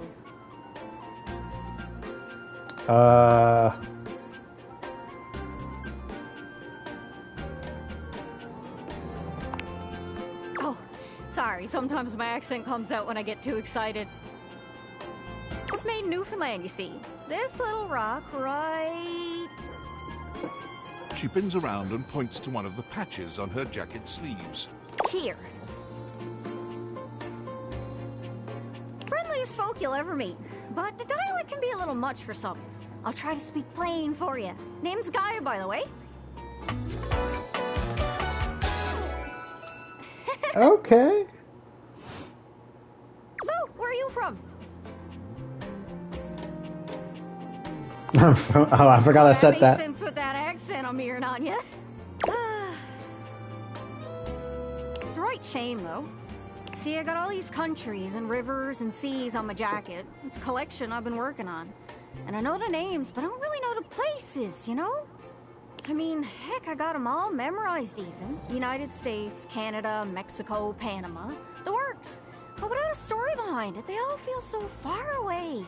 You'd think they'd be in arm's reach, considering they're on my sleeves, but it's a brain problem. I just can't pin anything down without context. Without stories, maps are just paper. Dots and lines. The reason I ask where you're from is so I can shape the places in my mind with some kind of meaning. Because right now, it feels a bit like I'm just wearing a big vest of unchecked boxes. Jeez, here I go, talking your ear off. Sorry about that. It's just... I'm having trouble putting myself out there, and I'm so interested in being out there.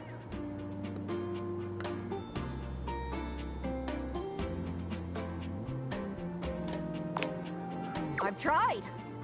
I want to talk to the others, but I think I must be too forward or something.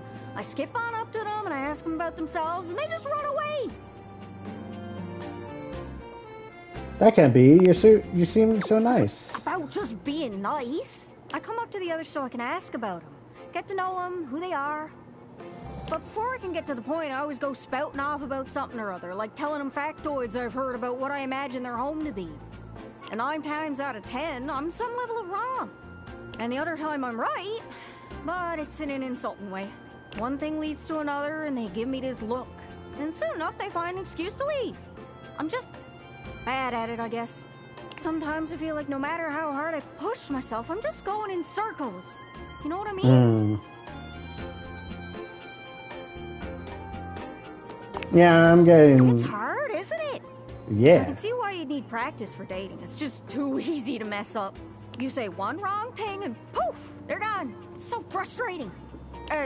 Sorry, I think I might be Mercator projecting on your situation a little bit. Oh, I just had the best idea. You're running to the Four Winds meeting with people and speaking to the others, yeah? I'm sure some of those folks come from other places, right? Travelers, you knows what I'm saying. Why don't you ask them what they're about? Get to know them a little better, figures out they ticks, then come back and we'll have a yarn. Sound good? Speak plain, guys, speak plain.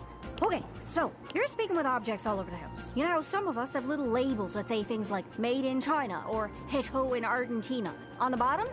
Well, that means those objects are travelers. They come from away. They're from somewhere else. Somewhere on my jacket. Those are the objects I need to talk to. Those are the ones who can fill out my checklist. This map is uncharted. But if you can bring me back stories from those travelers, then I'd be able to write little notes down here and there, and pretty soon I'll be a bona fide travel guide. It's everything I've ever wanted. And you'll get a chance to practice talking more. Are you shy? I can help. People tell me that I never shut up. I can help you learn to never shut up. Doesn't that sound great? That sounds perfect. Right? I'm sure it'll work out. You scratch my cartouche, I'll scratch yours. What do you say, partner? Exploration buddies? Sure, why not? Really? Oh, I appreciate it. Really saves me a lot of humming and hawing. You go out and find some objects from foreign lands. Oh, and let me know if you need any help. It's hard to explain, but I got a pretty good sense of these things. I can't give you an exact name or anything for who to talk to, but I can get you close. It's kind of like a geocache. I can give you an idea of their general location, but if you want to find those travelers, you'll need to hunt them down yourself. I've learned firsthand what others don't take too well if you run up to them and scream, "Where are you from?"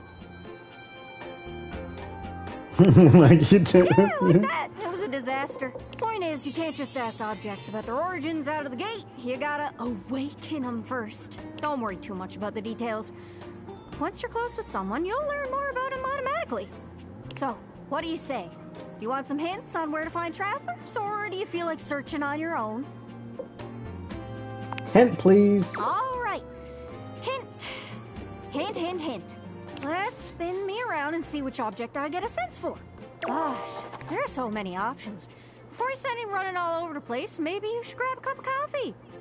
That'll keep your brain active while you're exploring. Hope that helps. Sorry, I'm still a little scatterbrained. Thanks, I'll see what I can do. Good luck. Don't get lost.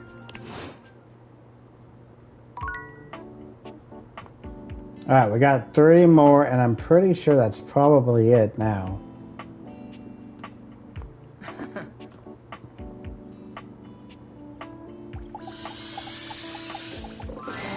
Oh, you're back. I have to say, it is difficult to surprise me. I'm so accustomed to being disappointed and enraged by turns that genuine shock is a sea lane less traveled.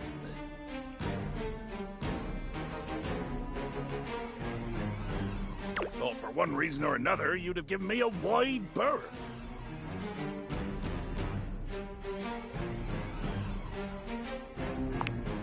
Well, in any case, I would hope at the least you're not wool-headed enough to put yourself in danger without a good reason. And yes, before you ask me, you're absolutely in danger right now. You're around me, aren't you? Don't be a boob. So, What reason have you for returning to the lair of the beast? Hmm?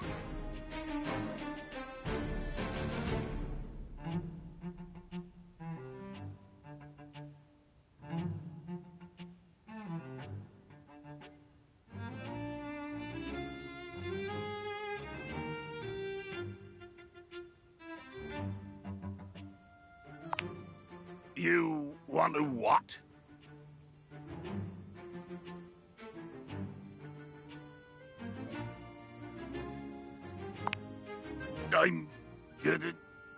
Oh, for the love of Davy Phones, what nonsense is this? I am not a flirter. I do not flirt. As far as I'm concerned, flirting is something people do when they haven't the bollocks to get right down to the business of killing.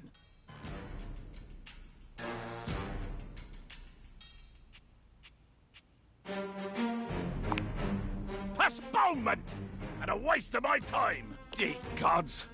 Like my time has any value. What am I gonna do? Brandish my pink plastic fear poker harder? Sail nowhere faster? Frighten my own shadow with even more bone-rattling intensity? Even thinking about how useless I am lights the fires of demonic rage in my sun-charred heart! If rage is my companion, nemesis, and bedfellow, might as well get down to it and follow where the blazing ire leads.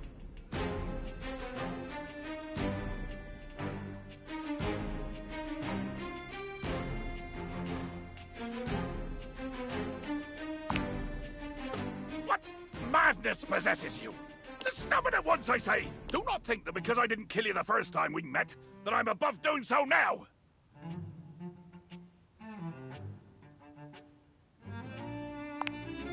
Jack looks at you as though seeing you for the first time. You're not quite certain if that's disgust in his gaze or admiration. Dear sweet Davy Phones! In 100,000 turns of the stars, it would never have occurred to me that there existed someone more deranged than myself! And yet here you are. It seems I must come up with another way to frighten you out of my arbor. Ha! What an excellent opportunity you provide me to use my cunning intellect.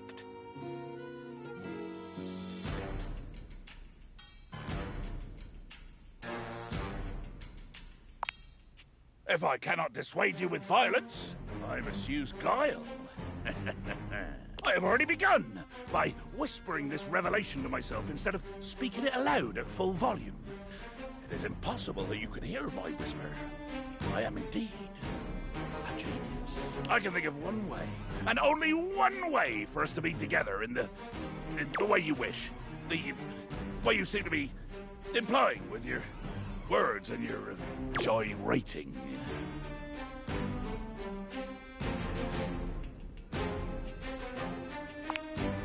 Adventure. To any question, it is the answer. To any loss, it is the finding. To any rage, it is the balm that creates the beautiful destruction and so assuages the soul-deep burn of unmet ire. Bring this adventure back to me. Find it, or mold it from your own flimsy, cake-soft fingers, and bring it here. Return without it, and face my wrath.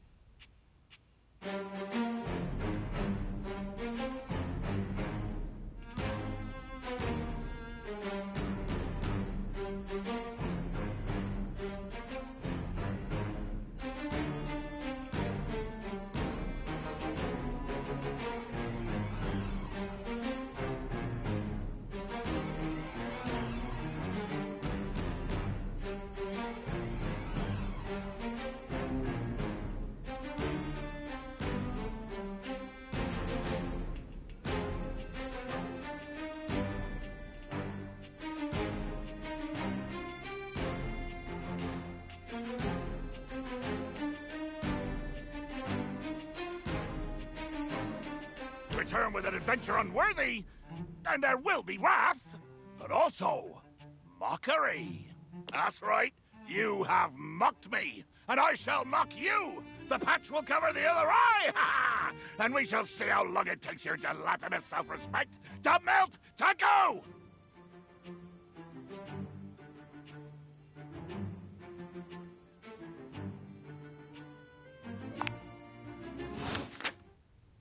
Nope.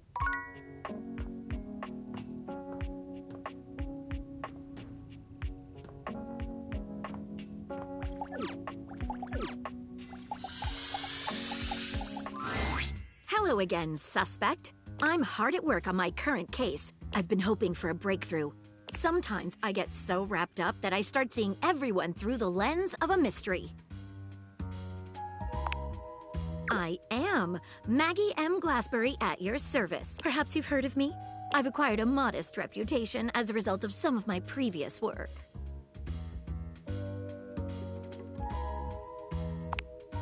Maggie puts her hands on her hips, positively radiating pride. Why, it was I who solved the mystery of the missing sock. A brief interview with the Stackables and a chat with Dirk was all it took to sort that case out. The sock was in the depths of Harper's hamper.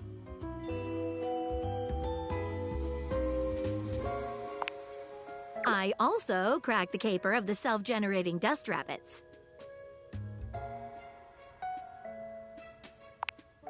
Static electricity. It causes particles to accumulate around pieces of hair. Your hair, to be exact. They form undisturbed, in-dead air pockets. That's why they hang out under the couch.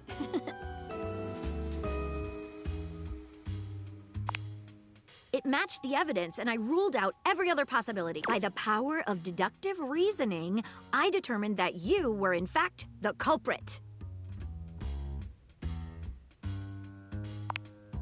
I pride myself on that. Lately, I've been taxing my lens to the utmost on a very interesting case. I'm trying to get to the bottom of a mysterious love letter. It was delivered to Dorian last night.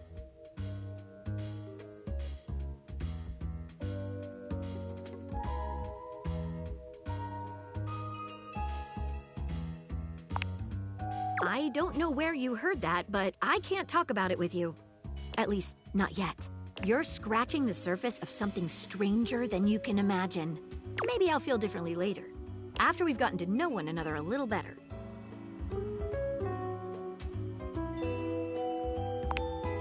At approximately 2 a.m., an unknown suspect dropped off a letter for Dorian. Upon opening it, Dorian discovered that it carried clear romantic intent. That is to say, it was asking him out. It described how his protective yet gentle presence had won over the writer's heart. If interested, he was to write back as soon as possible. Here's the catch. The letter wasn't signed with a name, just a monogram. Though he might be hesitant to admit it, Dorian was quite taken by the letter. He isn't certain whether he wants to write back until he knows more.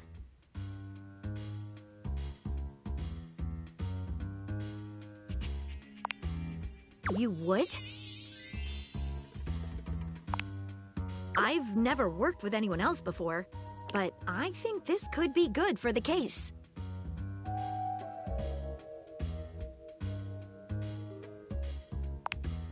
The case is pretty thin, but we've got a couple of clues. First of all, the paper the note was written on was somewhat interesting. Second, although the letter wasn't signed, it did have a single initial on it. Finally, I think Dorian might have a clue for us. I have it here, semi-transparent and very thin.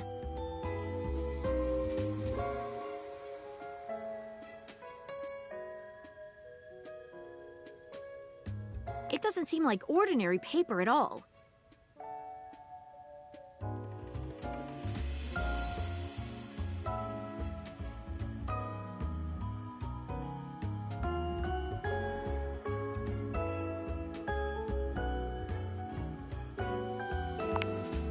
She dips a corner of the paper into a small glass of water.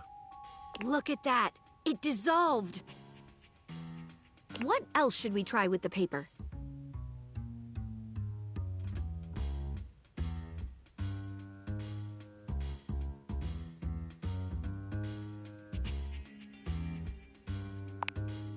She focuses a magnifying glass on the paper for a few moments, stopping immediately when it begins to smoke and catch fire. Yikes! It's definitely flammable. Does seem to burn slightly slower than normal paper, though. What else should we try with the paper?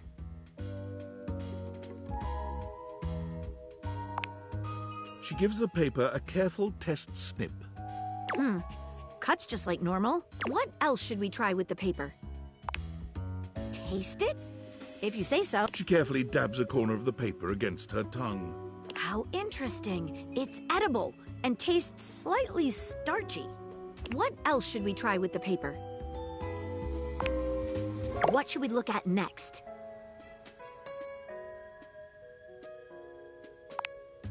A stylized letter M.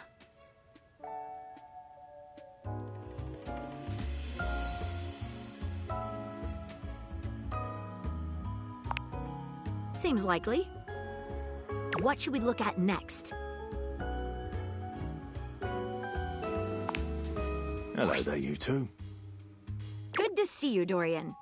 I've enlisted our friend here to help solve the case of the mystery letter. Splendid idea. Can you repeat what you said to me earlier about the smell you noticed? Right. Well, when I first opened the letter, I caught the faintest whiff of what I think was truffle. Strange, no?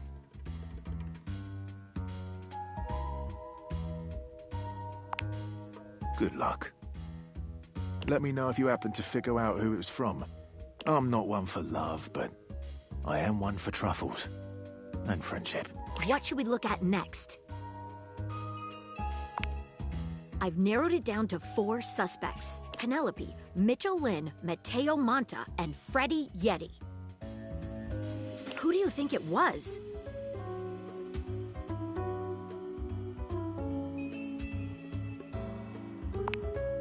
Wait a minute. I think you might just be right. The stylized letter M is his signature. The smell Dorian noticed makes sense now. And the paper, it's gotta be rice paper. The smell of truffles came from the gourmand Mitchell Lynn. You did it. You helped me crack the case. I'm impressed. Now I'm even more excited for the next time we meet. Let me just go and let Dorian know that his secret admirer has been discovered. Hey, before I go, I was wondering, would you like to have a cup of tea with me sometime? As a date, I mean. Maggie lets out a girlish squeal. Amazing! Oh, yes. Calm down, Maggie. The human could still be a suspect of any sort. See you again soon, compatriot in crime.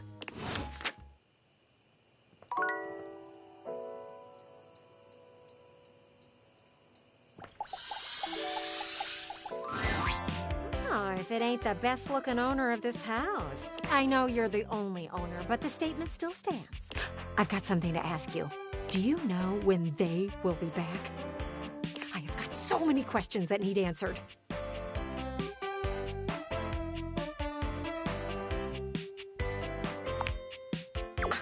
I'm talking about your neighbors. Did you not notice they were gone? You really need to look around you more.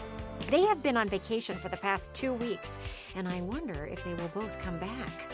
I heard from some muffled talking that this was a vacation to, quote, save their relationship, unquote. But from what I've seen, they are going to need a lot more than a vacation to do that.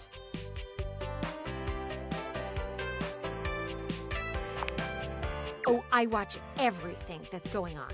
You see there? I face their window, and I've had a front row view.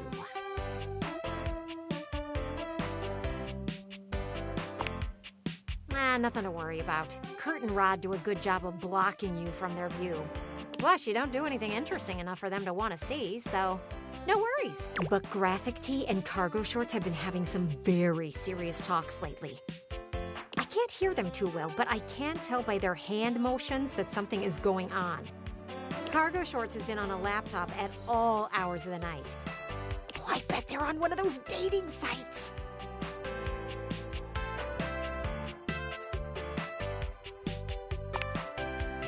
No, one of them wears nothing but graphic tees and the other is always in cargo shorts. Look, I'll just call them GT and CS for short. That way you don't get confused. But can you imagine? CS is on the websites looking to replace GT.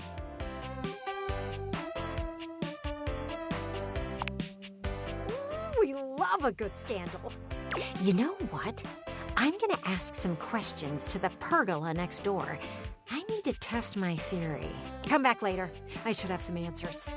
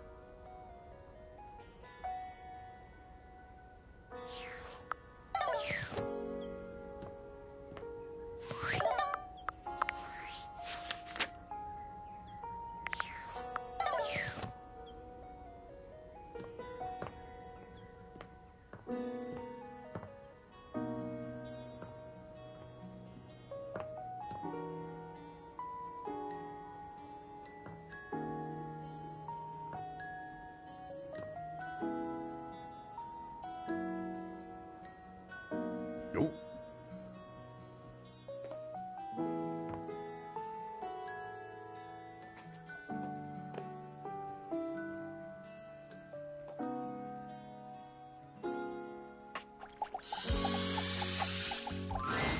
Looking at the tiny, big-headed Dorian who stands before you, it's hard not to wonder if perhaps the Dateviators have glitched. But a quick inspection does seem to show they're working just fine. What are you looking at? You saying I'm nothing?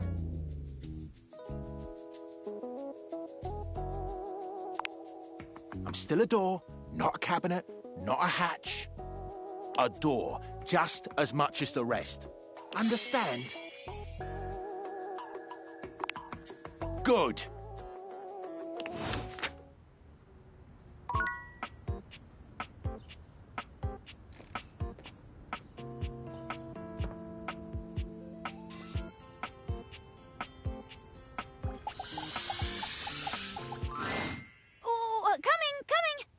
Hello. Sorry for any confusion. I'm currently working my day job at all 5 restaurants and bars in the house. It's hard being an actor. Coming! Stop by for another night of some theater.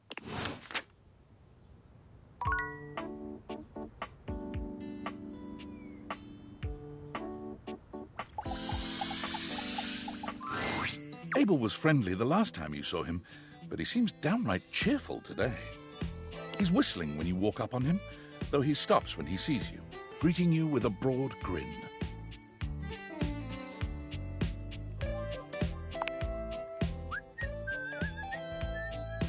Oh, hey yourself, Sunshine.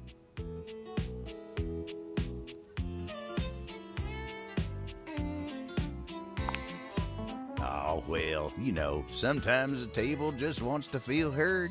Had a long talk with Dasha before you got here. Going over the finer points of lifting, supporting, and, you know, just the good old basics. Just feels nice to be understood, you know?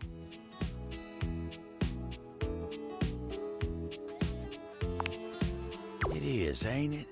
Lifting's no easy job. We got a lot of folks in this house who do a damn fine job at what it is they do.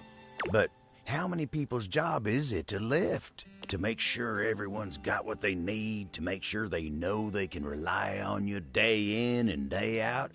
It's a lonely lot in the life of a table. but I knew what the job was when I signed up.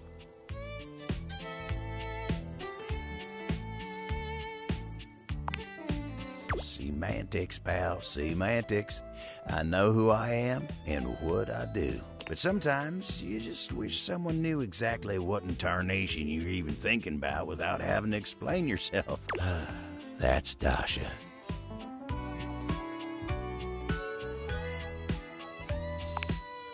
You think so? Oh, well, shucks, I don't know.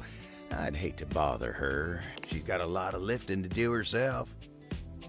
I can't be distracting her from her very important job now.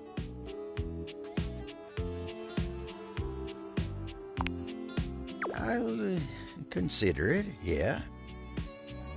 Anyway, I can't take up much more of your time today talking about myself. Just remember what I said before, okay? I'm here if you need me. I will. You take care now.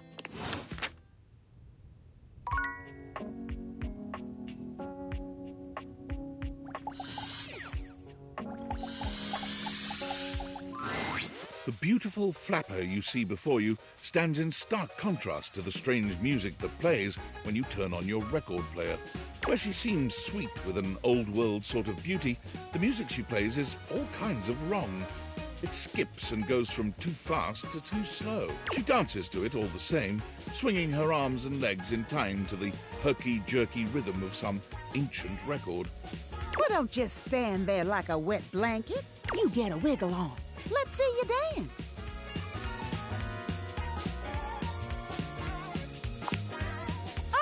Pipe down and just dance already. You give it your best shot, which seems to please her. Now you're on the trolley.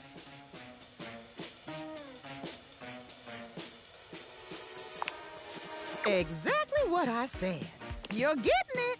Mercifully, she turns the music off. Well, well, well. It's about time you came to see me. My name's Rainey. How you doing? I've been waiting for you to come over and see me sometime. You've been all over this house, but you never come my way.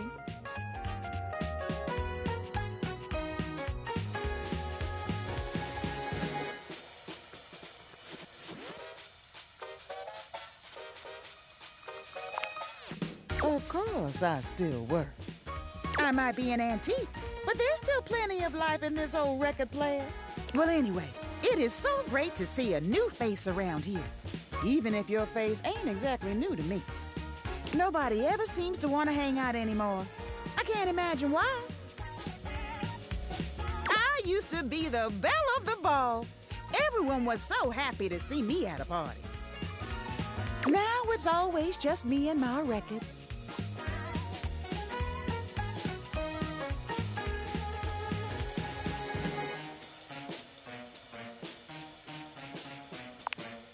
But why? What'd I ever do but be a good time?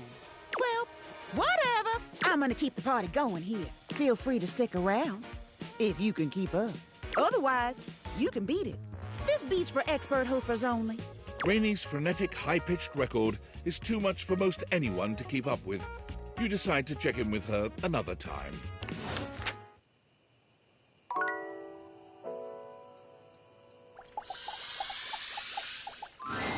An 18th century dandy strikes a dramatic pose before you, turning this way and that as though modelling in his own imaginary spotlight.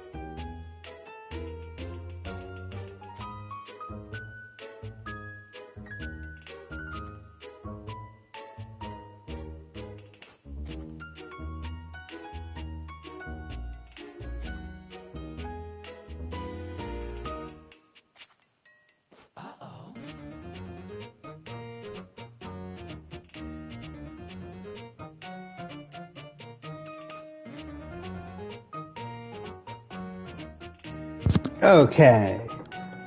I am back. I don't know how long I was muted.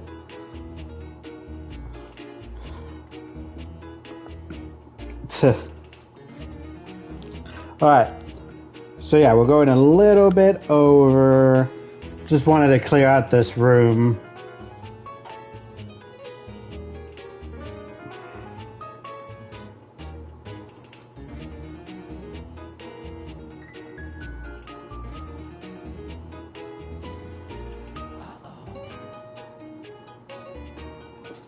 He seems quite impressed with himself.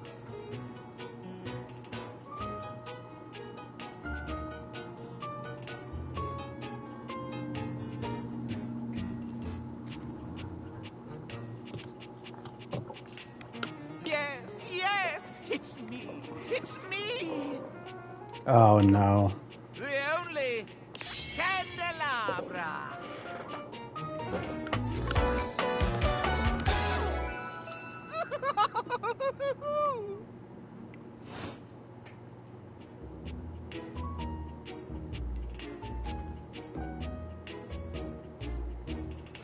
What's special about you? I'm the one, the only. Do you see any other candelabra here?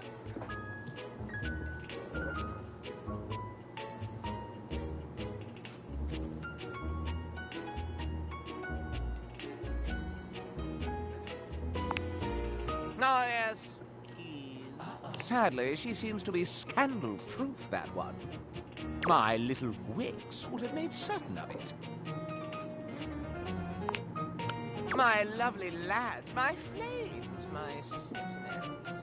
They travel around the homestead and find out all the lovely lies they all speak.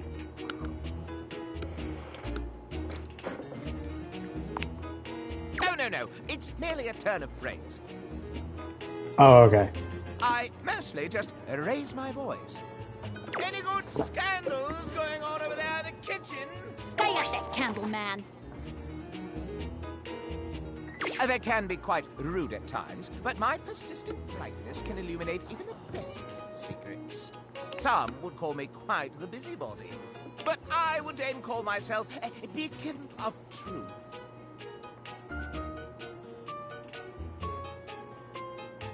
Sounds like glorified gossip. Pish posh. You merely haven't found the thrill of a good scandal. Alright.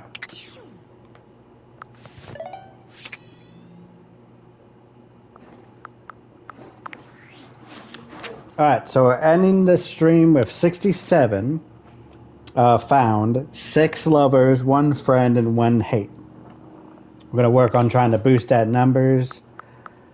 Because once we get certain ways, we'll get more points, it looks like. That's what we really need.